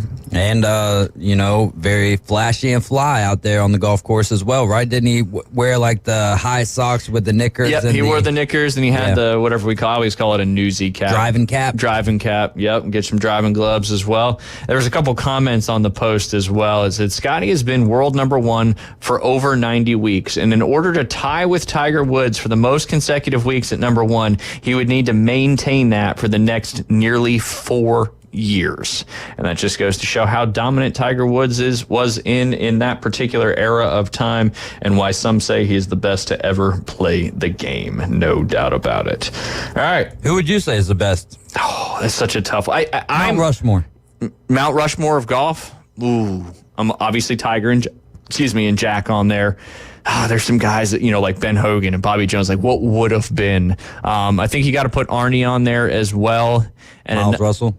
Yeah, Miles Russell. Yeah, he was the first one I thought of. And I'm trying to think of another modern golfer that, Phil's close, but he was always in Tiger's shadow quite a bit. I'd say your 2 rivals, Tiger, Jack, Arnie, and Phil would be my top 4. But I'm also one of those people, these debates about the GOATs, Michael Jordan versus LeBron James. I think you have to have a defining line. It's just different eras of sports because it changes so fast. So it's just so hard to compare. And I always jump into too, like who's done the most for the game of golf. Yeah. Because that's a huge piece of it as well, because golf has the recreational side, which most other sports don't have to the degree golf has. Like no one's going out there and playing tackle football. Yeah, you got adult leagues with basketball and baseball and you got softball and all that, but golf is played by, tens of millions of people every year. So you have the professional side of it, which really influences the recreational game. Couple other fun afternoon delight debriefs. You sent me one. I'm going to get into that one in just a second. I came across this one yesterday. This is from ESPN's Instagram page. A girl by the name of Emma Carey survived falling 14,000 feet in a skydiving accident. It's a cool story because she refuses to let her define it. First off, just that, 14,000 feet and you survive? Come on. In 2013, best friends Emma Carey and Gemma Murdoch We're traveling in Europe. Murdoch? It's MRDAK. Yeah. No, not the Buford, South Carolina Murdoch. It's MRDAK. So I'm going to go with Murdoch.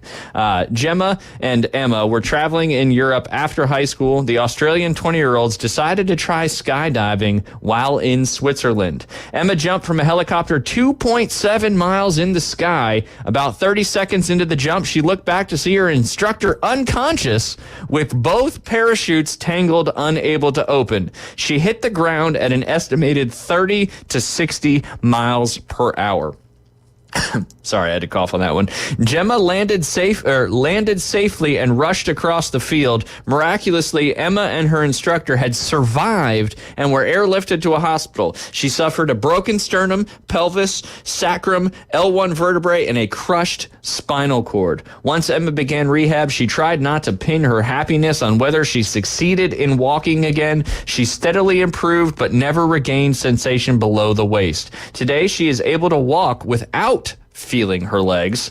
A decade after the accident, Emma and Gemma returned to the field where Emma fell. She has forgiven the skydiving instructor and shields his name from anyone who asks. She has written a book and even given a TED Talk about her experience. Today, Emma does not want to be defined by the accident. At this stage in her life, I don't want to hold on to it anymore. She loves the beach. She's traveled to Antarctica and listens to Taylor Swift. She is a whole person. Important fact. Yeah, that's where the ESPN part comes in there. But, I mean, just somebody's looking out for you in that scenario. No doubt about it. That's just defying every worldly thing that you could possibly think of. 14,000 feet, man. 60 miles an hour, just...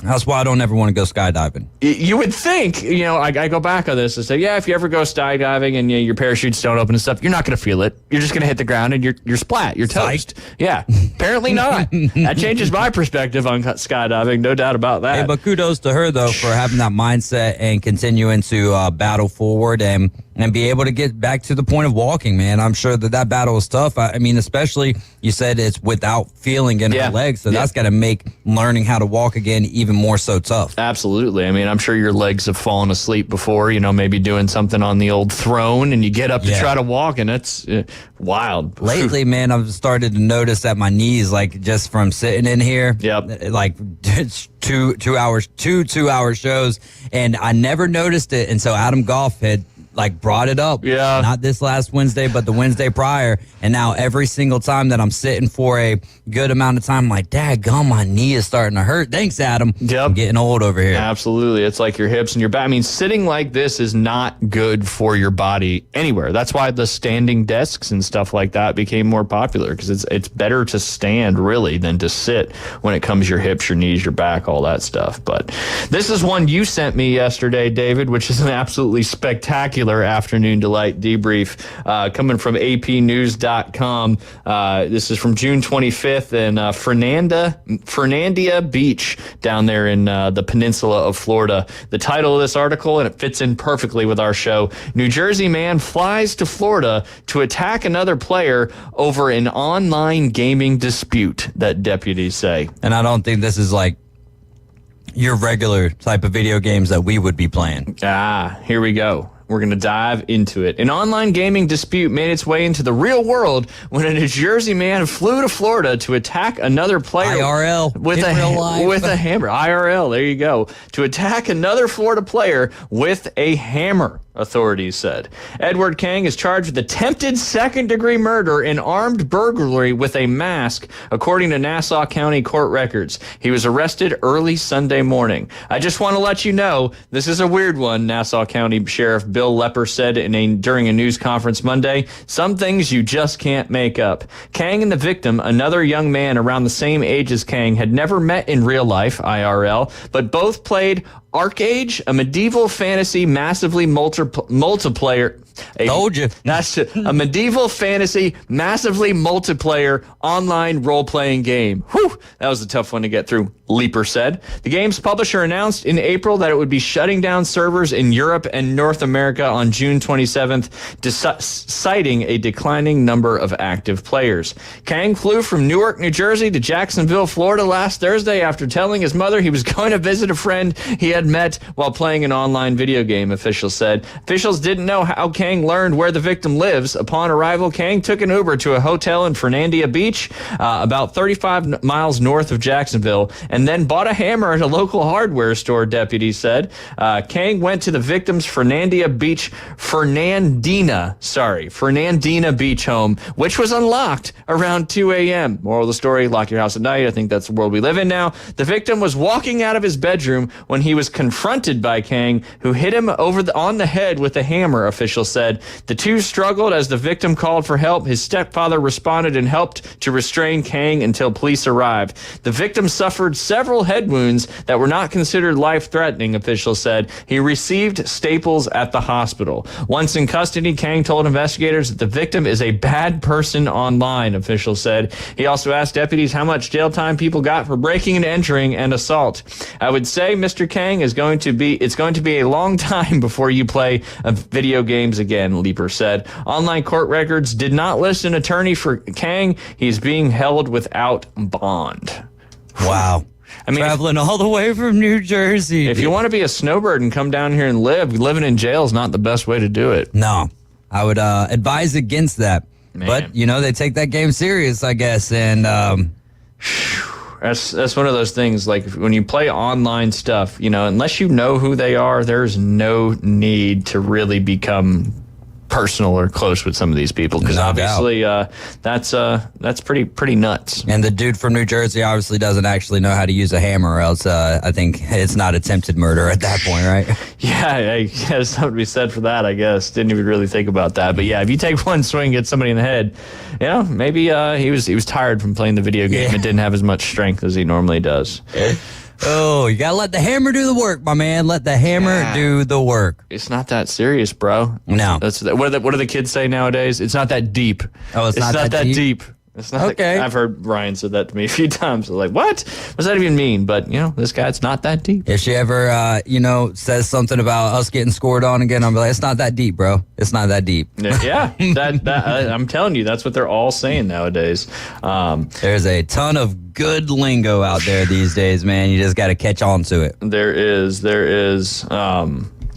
UPI, we'll dive into. We only got a few more minutes left, but this kind of sticks with the theme we've been talking about a little bit. This is from the 27th, which was yesterday. Colorado Field hosts latest mysterious monolith discovery. We talked about the one that was in the Las Vegas desert, a little bit outside of Las Vegas City, and it's been since taken down because they try to protect the desert, all that stuff. People drive out there to see it, damage, the endangered wildlife and vegetation. But anyway, a mirrored monolith appeared in northern Colorado, the second such structure to be found this month. The approximately 8-foot-high metal structure was spotted in a Bellevue field and went viral after photos were shared on Reddit. Lori Graves, who owns the land which the monolith discovers, said, many people have been asking about the mysterious structure at her nearby business, the Howling Cow Cafe.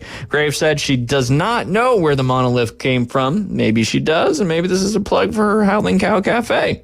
I have ideas, but almost don't want to ruin the mystery around it, she told KDVR-TV. I'm not going to ask people. The discovery came less than 3 weeks after a similar monolith was found in the desert north of Las Vegas. The Nevada monolith was removed by police out of concerns of the risks as crowds attempting to catch a glimpse of it.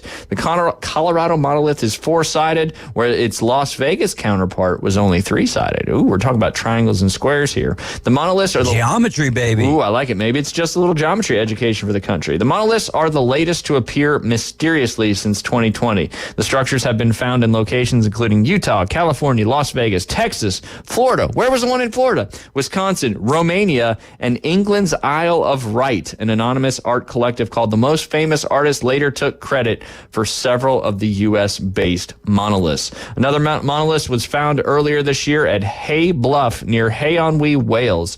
The original origins of the structure remain unknown. I'm just another monolith. Yeah, another monolith. Where was the one in Florida? We could have went and saw it. I don't know. Anyway, this is a political one, kind of fun. We got a couple minutes left in this segment. This is from today. Canadian candidate becomes the first ever to receive 0 votes. Fort Pierce, Florida. Fort Pierce. From 2020. Oh, man. So it's like Of course. It's like the, yes, what a year. What a year. It's like the OG monolith. Yeah. It's where all the, I'm going to stay quiet. June 28th, Canadian man has become the first candidate in the nation's history to receive 0 votes in a contested federal election. Felix Antoine Hamel was one of 84 candidates to run in a Toronto by-election after he and 76 others were approached by the election reform group Longest Ballot Committee, which packed the race with candidates to successfully create the longest ballot in Canadian history. All right, I'm not going to read the rest of this because this is just 76 people. Somebody's going to get no votes, and it sounds like they were just trying to get some attention. There were 6 other candidates that received only 2 votes each in that one. They were voting for 76 people, like there were 76 people for on the this election. ballot. Yeah, and it sounds like they did it on purpose to try to create like one of the longest ballots in history or something like that. Why is 76 the number? I feel like if you're trying to get a Guinness maybe 75 was the previous. I don't know. Yeah, I mean, I'd double that up at 150. I don't think it would be that hard, right? Yeah. Make your own ballot on Google Forms. There you go. One more quick one. A Rochart style. You know what a Rochart test is. A Rochart style ink blot posters are a mystery in Wichita, out there in Kansas. Posters resembling Rochart ink block tests have appeared in the various locations around Wichita, Kansas, and city officials say they are stumped as to their origins. Photos of the mysterious artworks have been posted online by curious residents, but thus far, no one has come forward to claim responsibility. The article goes on to talk about more of it, but it just seems like these monoliths and these other things that are mysteriously popping up are just attention getters at some point. Yeah, I have no idea. I normally, honestly, that's a tune out for me. Yeah. I'm like, I don't even know what a monolith is. Yeah, I was just getting it going there. But anyway, we're going to be joined by Aaron Bearden with Instant Replay Sports Cards. When we get back, you're listening to The Inside Drive live here on ESPN Northwest Florida. America's team plays here. Swing and a miss. Struck him out. That's number 10. The Atlanta Braves on ESPN Northwest Florida.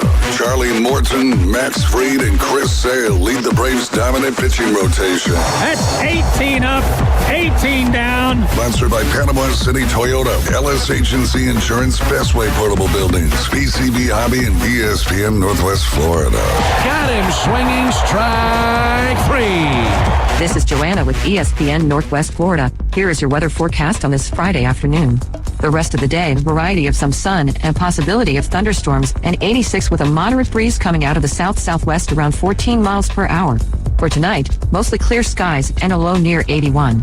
Tomorrow, mostly sunny and possible thunderstorms and a high around 87.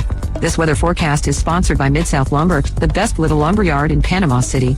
Thank you for keeping that dial on ESPN Northwest Florida. Rely on it.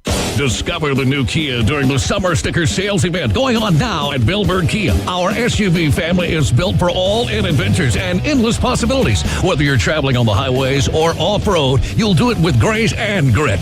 Now offering 1.9% APR for up to 48 months on the purchase of a new 2024 Kia Sorento or a new 2024 Kia Sportage. You get the perfect balance of comfort, safety, and technology. Bill Bird Kia is the home of the 20-year, 200,000-mile warranty. Stop by and see us at 2435 East 15th Street or anytime at BillBirdKiaPanamaCity.com. Now enjoy the view this summer because the road is yours in a brand new Kia from Bill Bird Kia. Offer from Kia Finance America for the purchase of a new 2024 Kia Sorento or new 2024 Kia Sportage with $2,165 per month per 1,000 financed and 48 months. Quantities limited. No down payment required. Cannot be combined with other finance offers. The 20-year, 200,000-mile warranty is a Bill Bird Kia warranty. See dealer for complete details. Offer for well-qualified buyers. Must take delivery from dealer stock through 7/8/24.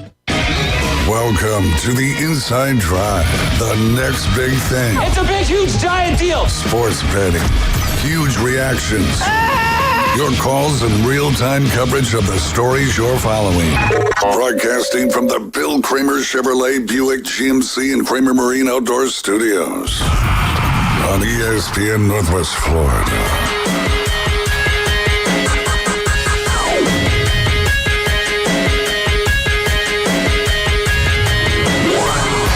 Welcome back. You're listening to The Inside Drive live here on ESPN Northwest Florida. Our Fun Fact Fired Up Friday continues on with our normal Friday guest, down there from the Stanford Station Shopping Plaza right there next to Academy and Sweet Frog. That's our good friend Aaron Bearden with Instant Replay Sports Cards. Aaron, how are you doing on this nice, sunny, warm Friday?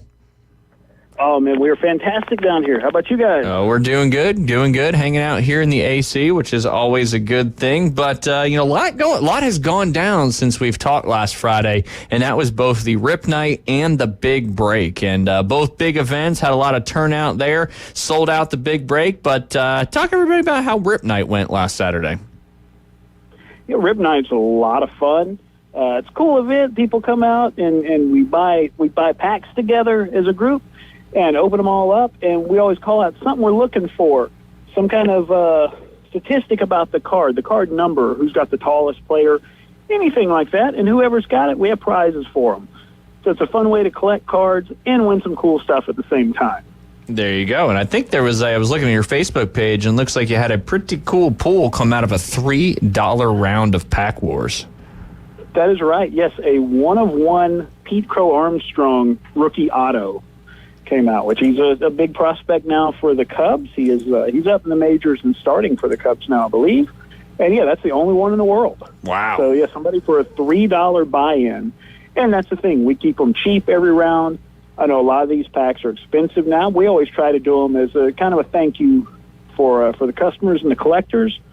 So a lot of them we sell at a discount. So for a $3 pack, you got a Pete Crow Armstrong, only one in the world rookie auto of that card. Not too shabby there. Not too shabby at all. That's why these Rip Nights, you got to get out there and attend them and have some fun. Not only are there something exciting to do and really affordable, but you could have a moment like that you never know when it's going to happen. And then, of course, yesterday, and I'll have to tell the funny story, you texted me last night after the Big Break went down, and I don't know why I was still just disappointed that the U.S. lost and our flag football game got canceled, so I really wasn't even thinking about anything else. And you're like, did you watch the Big Break? And my mind immediately went to the show The Big Break in golf, and I text you a really weird text back saying, yeah, I've watched it, and I actually played against Brianna Vega in high school golf. She was on the second Big Break, which was an all-girls Big Break, and she ended up winning that one. So you were probably like, what the heck are you talking about? And then this I threw, and I like, it's late at night. Maybe he's on some golf medicine or something. And, my mind just went straight to golf, and I was even like, I even applied for the Big Break one time. You're like, what are you talking about? And then this morning when I woke up, I realized what you were talking about. But the Big Break, how'd that one go yesterday? You had a lot of cool stuff in this Big Break, football Big Break from this past day yesterday. We did, yeah. Big Break's a monthly group break, and what that means is people buy in, we get random teams, and we open up a bunch of boxes. Last night there were 5 hobby boxes of cards that were included in the Big Break, plus 2 random mystery autographed jerseys, a random mystery autographed football mini helmet, and a signed 8x10. So we assigned 32 spots. People bought in, all 32. Each of the 32 spots got a random NFL team. And then we opened it up, and everybody got anything that came out that was for their team. So we had a cool Green Bay Packers mini helmet signed by Jerry Kramer, Hall of Famer from the famous Ice Bowl game. We had a couple of cool jerseys, a Patriots jersey, a Rams jersey. So in addition to the cards, a lot of good memorabilia came out as well. So we do it each month, and it alternates. This coming month for July, it's going to be all baseball. Ooh, there you go. There you go. I know and I was going to ask you about this one too, because the autographed picture is, as you mentioned in the live feed, is not somebody you can get an autograph from anymore. And I was going to ask you, how does that work? And I'll mention the name, was Henry Ruggs. Obviously, he was from Alabama, great wide receiver, went to the Raiders, and then unfortunately got into some legal trouble there and is now in prison. Does that, how does that kind of stuff work when it comes to memorabilia? Does that affect it where people don't want it, or now he's never really going to be able to sign anything again, so is it valuable? And he's probably never going to play football again. Right. Well, the real way it works with when someone gets in legal trouble like that, or they pass away early or something, it really comes down to what did they accomplish in their career prior to that? Gotcha. And, that sort of affects how they're remembered. There have been some baseball players. There was a string of 5 years ago or something, 10 years ago, where there were a lot of baseball players. Basically every offseason, one of the, not to, but I mean, this is the truth. Like Dominican Republic players, it seemed like about once a year one would pass away from something, from an automobile accident or something like that. And but the thing is, most of those guys had not had long careers, and I'm talking about like Oscar Taveras and Giordano Ventura, and some guys like that. They had not had big careers prior to that point. They were mostly big prospects, but because of that, people who've come along collecting or starting to watch the sport in the last 4 or 5 years, they don't recall those guys at all. Now, someone like Thurman Munson, who had a great career and played for a decade basically before dying young, sure, he's still got followers, fans, collectors out there who will buy his stuff. Thurman Munson autographs are very, very expensive, very hard to come by. So, yeah, a lot of it does have to do with what do they accomplish first. And a good example with Henry Ruggs, no, his stuff is not worth a lot, but say O.J. Simpson still is because he had a Hall of Fame career before he ever got into any kind of trouble. Gotcha. Yeah, makes sense. Dwayne Haskins is another one. He really didn't play long enough before he was hit by a vehicle and passed away. For a while, there's a bit of interest in him. I think he had a really good college career. Maybe that's where some of those collectors are coming from. But, just not quite long enough. If Haskins had played another 5 years, possibly so. But I think within 10 years or so, his NFL career will kind of be a footnote, and there won't be that much interest in his memorabilia. From the NFL side, at least. David, what we were talking about, they were kind of talking about the big break last night, some of the things that, Aaron throws in, the jerseys, the mini helmets, and some other memorabilia. And one of the memorabilia that was sealed and pulled was an 8x10 of Henry Ruggs signed. So I was kind of asking him, how does that affect that? And because he really didn't, obviously he had a good career at Alabama, but really didn't do anything in the NFL, doesn't necessarily carry over to any kind of more value versus like an OJ or somebody like that who did something in their career and all that. And I'll tell you, one exception to that, and again, this has to do, every case is different, individual circumstances. You may remember Ernie Davis. They made a film about him. Ernie Davis suited up for one game in the NFL. He did not play. He passed away at something like age 22 or 23, something. I think he had maybe leukemia. I could be wrong on that. But Ernie Davis, he had one card, came out in 1962, and it's still very sought after. Collectors that know about him or maybe saw the film, there's still a lot of reverence for him. And again, that's because he passed away of an illness tragically. He didn't get into any sort of legal trouble that barred him from playing or anything like that. And obviously, if you had something signed by him, it would be incredibly rare and valuable now. So maybe some of those circumstances, it kind of changes. Like I say, it goes from player to player. Yeah, absolutely. And a lot of it just matters what kind of respect and reverence and interest was there from the public before whatever happened to them off the field happened. Yeah, and at the end of the day, it's how do people want it or not? Is it, something that's sought after? And maybe it is, maybe it isn't. I don't know. Them Bammer fans, they'll collect anything that has to do with the Tide. There you go. And obviously and more of a like I say, these guys, some of these guys we're talking about, like Henry Ruggs, may have had a fantastic college career, and if that's what people remember them for, they may still have a place in their collection for them. But usually a guy like that is NFL stuff, at least, not going to be hugely sought after. And the one mistake people make is when an athlete passes away, such as, we lost Willie Mays last week. A lot of people who are maybe not into collecting think that, well, all of his cards are going to be worth a fortune now that he's passed away. The truth is, like with Willie Mays or anybody else, their cards are just as plentiful or as scarce as they were the day before they passed away. Yep. There may be a temporary interest in that, like the day Willie Mays died or the following day. We had some people come in and ask about him that really only usually lasts for about a week at most, and then it kind of comes back down to earth. Something else hits the news cycle, another big sports story maybe. The thing that does go up in value is their autograph, because now that is a limited item. There won't be any more Willie Mays autographs out there. So now we kind of know whatever that number is for any athlete, whether it's a few autographs or whether it's tens of thousands, whatever it is, it's fixed now.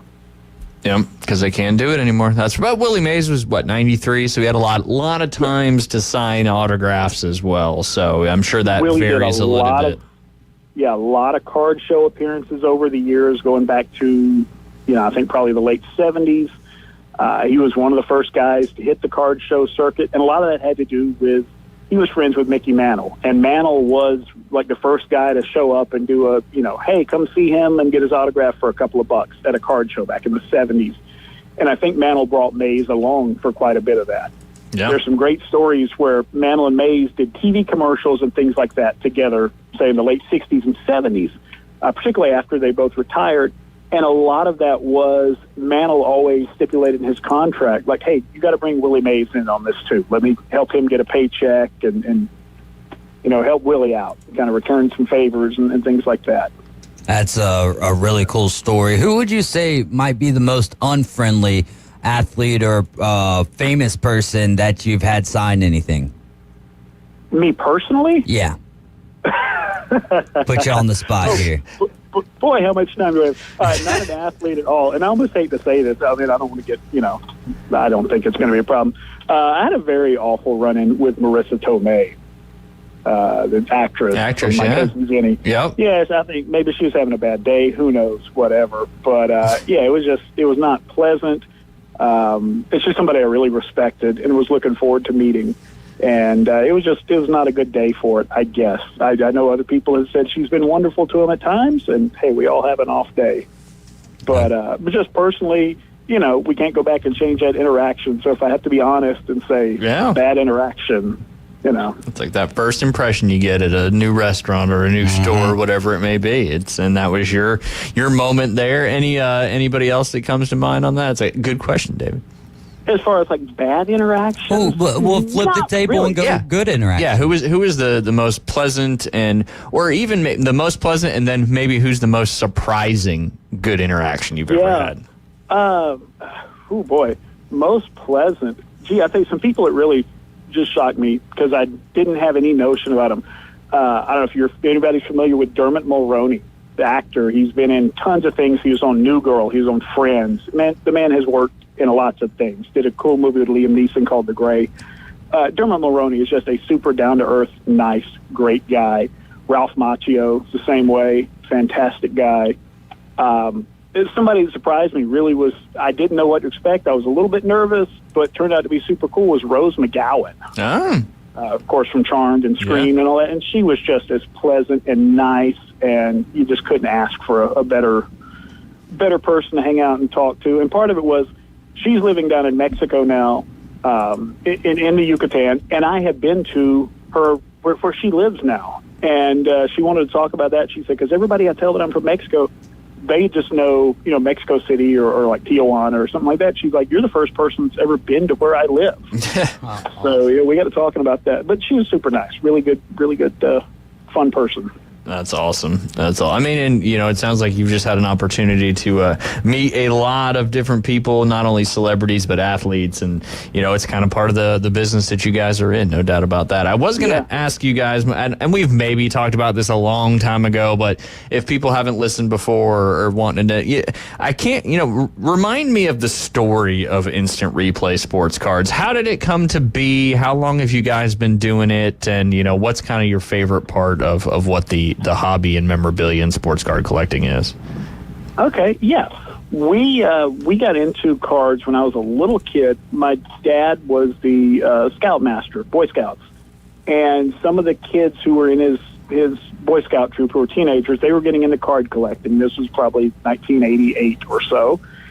And every time they would go on a camping trip, the boys would want to stop. Back then, you'd go into any convenience store, gas station, and have a 40 or 50 cent pack of cards on the counter. So they always wanted to stop and buy cards. So it just sort of became something we were aware of, doing that and, kind of seeing the fun they were having with it. And we stopped in somewhere one day to buy some cards, and he ran into an old coworker of his that he hadn't seen in 6 or 7 years probably.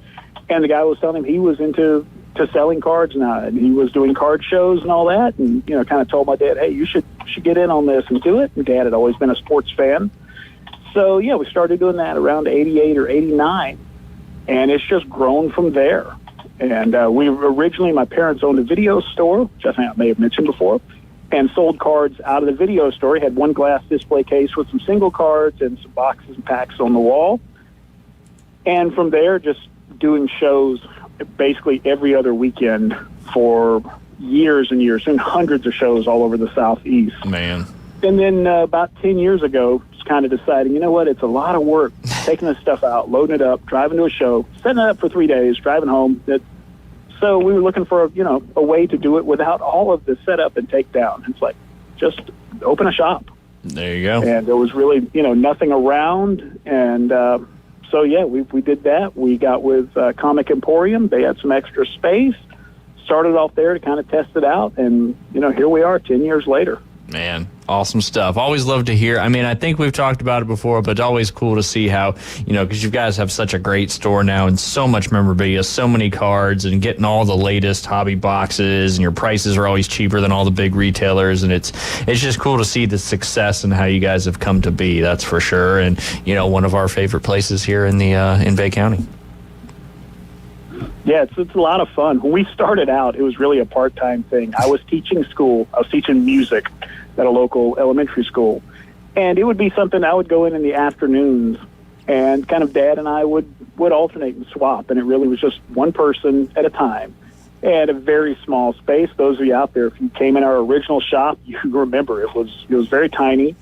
And it's grown from, back then I would do it 3 days a week, maybe in the afternoons, till now I really don't get a day off, because even if I'm not here, I'm doing ordering and working with advertisers and distributors and manufacturers and all that stuff. So it's kind of a full-time business now. Absolutely, and a great one, and we love you guys being here. And, speaking of stuff you offer to the community, we got about a minute left. What you got coming up tonight and tomorrow? Yeah, we've got Kids Club tonight, 6 p.m. Bring those kids down, get in on some very fun, cool, cheap box breaks with the kids. We do it just like the adults do. They get their random teams and divisions. We make sure the kids go home with a ton of cards. We do a lot of the kids breaks at below cost, just to help the kids out and make sure they can enjoy the hobby, because we know it gets expensive for them. Tomorrow, Saturday, in-store breaks at noon. This is the bigger boxes, bigger products. Kids are welcome. There's a lot of adults that do this. And everybody leaves with some stuff. We do a lot of boxes with a bunch of autographs, a bunch of memorabilia cards. Everybody leaves with something to add to their collection. There you go. So a lot of fun. Come down here and see us. 752 West 23rd Street in the Stanford Station, next to Sweet Frog Yogurt. We all know where the Sweet Frog is, right down from Academy Sports. Absolutely. 7 days a week. InstantReplaySportsCards.com. There you go. You can also follow them on social media. Aaron, we appreciate your time as always. Next week, we're going to be off the entire week with the 4th of July week coming up. So we'll regroup the next week coming up after that, and looking forward to talking to you again. Any sign of Jay? Sometime in the future, hopefully. He's been, he actually went up to Atlanta with his kids this past week, getting a little break there, but he's been out there sweating a lot out on the driving range, that's for sure. Teaching not only, you're bringing more youth into the card collecting world, future customers. He's bringing more youth into the golf world, future customers in that game as well. So you guys are kind of doing the same thing, a little different, but all working towards a greater good, no doubt about that. Absolutely. All right, Aaron, have a great weekend. Have a good 4th of July, and we'll talk to you soon. Do the same. You guys take care. Everybody out there, take care. We'll see you. Absolutely. Aaron Bearden from Instant Replay Sports Cards. We'll be back with our final segment of this almost July rocking and rolling. Next week, we will not be here, but we'll have some fun, no doubt about it. We'll listen to the Inside Drive. We'll be right back. For 7 years, ESPN Northwest Florida has been your destination on the Panhandle for the Atlanta Braves. He just blew the doors off that thing. But our listeners are the real MVP. Another dominating performance. So this year, we're giving away more tickets to Truist Park than ever before. Keep listening to win family 4-packs to experience the Atlanta Braves. From ESPN Northwest Florida, PCB Hobby, Pepsi, Fairfield, Hampton Inn on Thomas, and Home 2 Suites. Do you have a car sitting around you want to get rid of? Then here's a great idea. Donate your car and help veterans and their families. Yes, one fast call to the Veteran Car Donation Program and we'll come and remove your car for free. Fast, free towing, and 24-hour response. You can donate most cars, trucks, or SUVs in most conditions. The proceeds raised goes to help active military, veterans, and their families, and you get a tax deduction. All you need to do is make this free call. Get rid of that old car and help the vets. We make it easy. Make this free call now and book your fast and easy pickup. Call the Veteran Donation Program now. Donate your car and help veterans and their families. Operators are standing by. Here's the number. 800-932-1176. 800-932-1176. 800-932-1176. That's 800-932-1176. In the jewelry business, there is no substitute for experience. David Adamson has over 46 years of experience, 32 of those in Lynn Haven. Designing and creating fine jewelry is more than a job for David, it's a joy. If you're looking for a spectacular jewelry design that says you, or perhaps you need your jewelry repaired, look no further than David Adamson Designer Jewelry. All work is done in-house and always to your complete satisfaction. Stop in today at David Adamson Designer Jewelry, 830 Ohio Avenue in Lynn Haven. They're on Facebook and at pcjeweler.com. Back to the Inside Drive with Ryan Mulvey from the Bill Kramer Chevrolet Buick GMC and Kramer Marine Outdoor Studios. It's alive! Look alive! We're alive! On ESPN Northwest Florida. It's not, but we're going to miss it. So thank you, David, for playing this. That was very, very smart of you, because we always play, usually in every segment coming in on the first of the month, which is coming up this Monday. So make sure if you got those first of the month bills right around the corner that you are set to get them going, or, you know, you'll be like that, the marlin, the sailfish that my mom caught, and the tax man will come get you. Yeah. Also, someone said that the marlin that you guys were talking about is at half-hitch tackle. Oh, interesting. So I like how we've got like some lore going around on. Well, I like how there's multiple replicas of it as well. Yeah.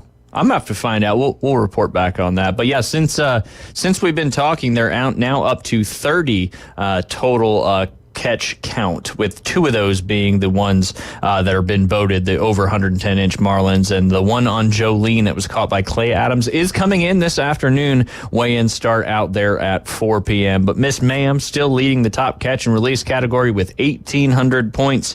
That is 3 blue marlins. So I guess by way of math, that's 600 points apiece. There you go. I think I can still figure that out, hopefully. Anyway, a little fun fact for Fun Fact Fired Up Friday. The Florida sports since the year 2020. The Tampa Bay Rays were the 2020 AL champs. Then you had the Tampa Bay Buccaneers were the Super Bowl champs. The 2020 Miami Heat were the Eastern Conference champs, much to David's excitement. The 2020 Stanley Cup and the 2021 Stanley Cup champs were both the Tampa Bay Lightning. Go Bolts. The Florida State softball in 2021 was the national championship runner-up. The 2022 Eastern Conference champions were your Tampa Bay Lightning. The FAU Owls made it to the Final Four in the 2023 men's Final Four, as did the Miami Hurricanes. 2023, the Eastern Conference champs were the Florida Panthers. 2023 Eastern Conference champs in basketball were the Miami Heat. 2023, the Florida Gators were runner-up in baseball. 2024, they were runner-up in softball. And then, of course, which we mentioned a couple days ago, the first time ever, the Florida Panthers are the 2024 Stanley Cup champions. What a run we've been on, man, especially with the majority of those championships coming in a sport that we are not known for. It's not like there's rinks around here that you can go skate. Now, when you get to South Florida, Tampa, in the larger cities, they definitely have some rinks, even over there in Jacksonville. When we went to the Niners game last time, they had a really nice sports complex and had 2 rinks with a very, very minor league hockey team, but a regular one as well. So maybe one day we'll get I wish we at least had, I know we do have it here on the base, but have a roller hockey rink. Yeah, no doubt. That's preferably indoor would be nice. Indoor would be great. I think they used to play it at one of the skating rinks, but I never got the opportunity to do that. And it's a little harder, roller hockey, indoor roller hockey is supposed to be played on the sport court tiles, and if you play it on like the shellacked, nice wood floor, it's just a little bit tougher, no doubt about that. But hey, that would be absolutely cool, and I know we'd have at least a couple people that would go out there and play. That's for sure, and I'm sure James would play, and we could field our own ESPN Northwest Florida roller hockey team. I'm all for that. Man, that would be sick. All we need is like an empty establishment that's like, Sports Authority or something like that. Doesn't have any business going on. Let us get in there, throw some PVC pipes together, throw some nets on them. We used to, we had multiple ways of having goals back in the day. So we've got a good goalie in James. Y'all get y'all's. It's ESPN Northwest Florida listeners versus staff. We'll have that tournament going soon. Just not Jay. No, Jay's Jay's playing. He's going to be the commentator. Okay, good. That's not okay. There That you makes go. sense because as I said, he's going to be a big liability out there for us on the rink. But just a couple other random fun Just things. tap it in. That's it. He can be our instructor. He can be the lead trainer or something because we're going to need one of those. That's for sure. You may have saw this yesterday. The MLB stopped letting players see the strike zone box in the dugout, but it is now back. Over the winter, Major League Baseball quietly changed the in-game video feeds that players could legally review in their dugouts. The strike zone box, an outline of the strike zones that fans are familiar with from various telecasts. It was taken away at the request of umpires, according to memos obtained by The Athletic. This was done in direct response to a perceived increase in the incidence of players and other on-field personnel using the dugout tablets. In particular, the feed that includes the strike zone graphic to argue balls and strikes, and in some cases berate, harass, and embarrass Major League umpires, read a memo the league and the union jointly issued to teams on Tuesday. But the Major League Baseball Players Association flagged the change as a violation of its collective bargaining agreement with the league. Now the zone is coming back, a result of the settlement to agreements that the MLBPA filed. There's one catch, though. Players who use the dugout tablets to embarrass, denigrate, or question the impartiality or ability of an umpire will face increased penalties going forward. Players remain subject to ejection and now can be fined $2,500 and $7,500 what is that, for a first-time violation with progressive discipline from there.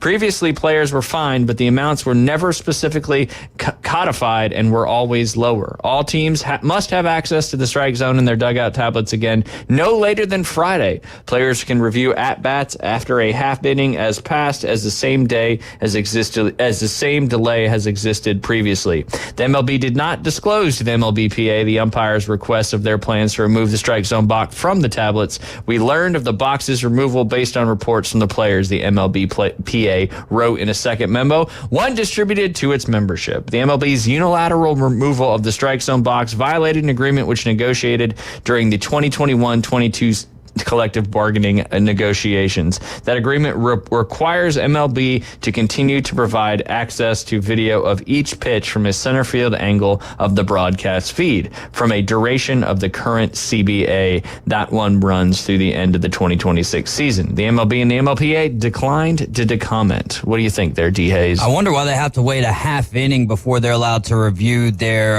at-bat there. But, I mean, yeah, I have no issue with this. I think having the strike zone there, the visual strike zone box is imperative to see where those pitches are going, what you should be swinging at. What are those tablets used for? Yeah. Is to help your on-field performance there. So, yeah, I'm surprised that they took it away from them, but also at the same time, I could see them taking that tablet, walking over to the umpire and saying, look at this, look at this. Yeah.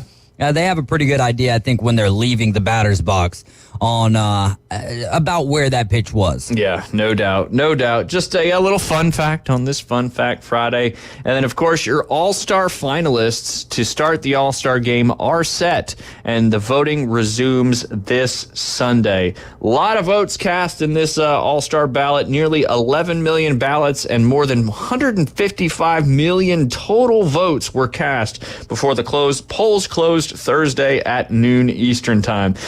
The results were announced last night on the MLB network, and the top vote getters in All-Star history, the top overall vote getters for this particular cycle, AL side of things, Aaron Judge, the outfielder from the New York Yankees, 3,425,309 votes. On the NL side, any guesses, David, if you don't already know? Top vote getter so far on the NL side.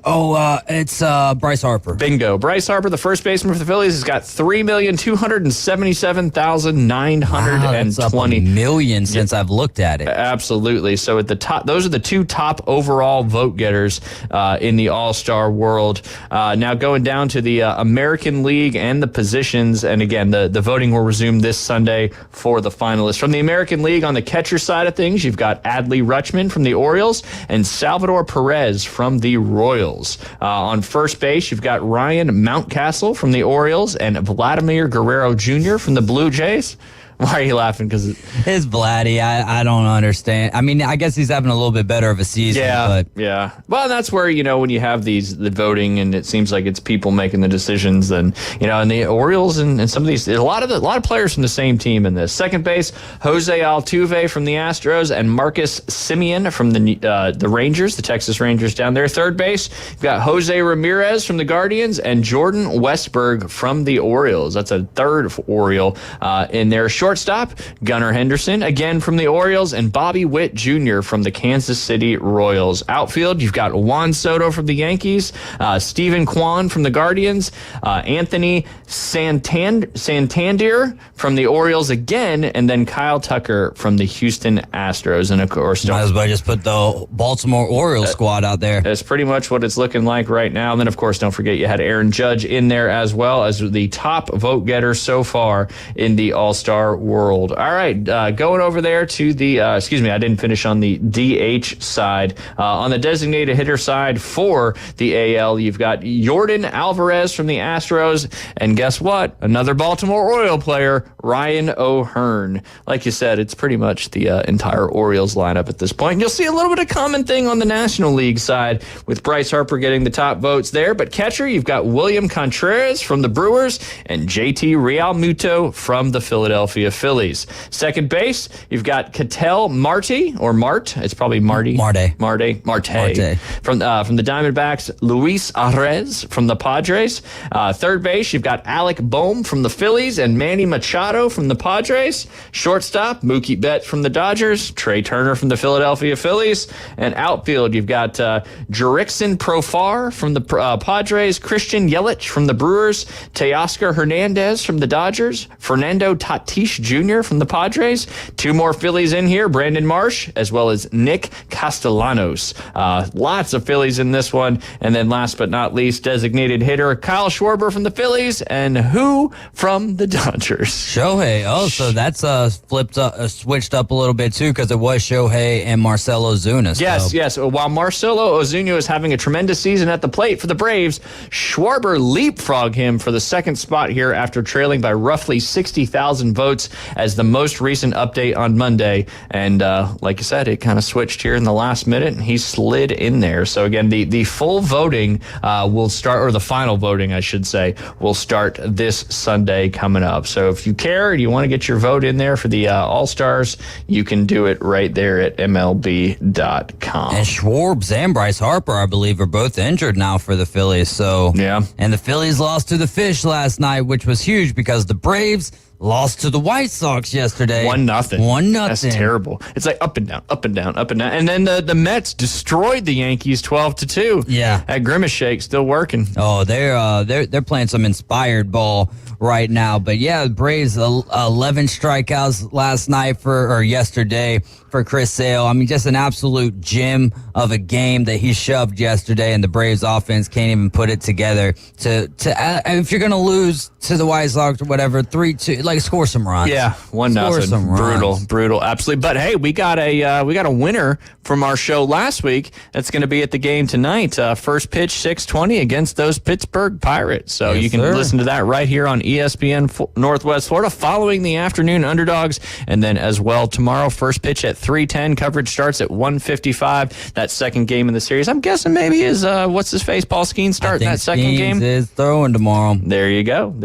And of course, as we mentioned, the Inside Drive will not be live next week as we're going to take a little breather. Jay's gotten to take a breather what seems like forever, so I'm going to take a little breather next week, but hopefully we still play some flag football games, and Mother Nature doesn't get in the way of that. Yeah. Going back to the beginning of the show and the rant that I had on that one, but that's neither here nor there. We appreciate you guys hanging out with us. We should play Monday, Tuesday, and Wednesday. There you go. We should. Make-up game on Wednesday. I'm all for it. No doubt about that. Euro Championships, the knockout rounds start this Saturday with the first game being at 11 o'clock, Switzerland and Italy. Y'all enjoy that. Have a great rest of your day. Afternoon Underdogs coming up at 4 p.m. We'll see you in a week.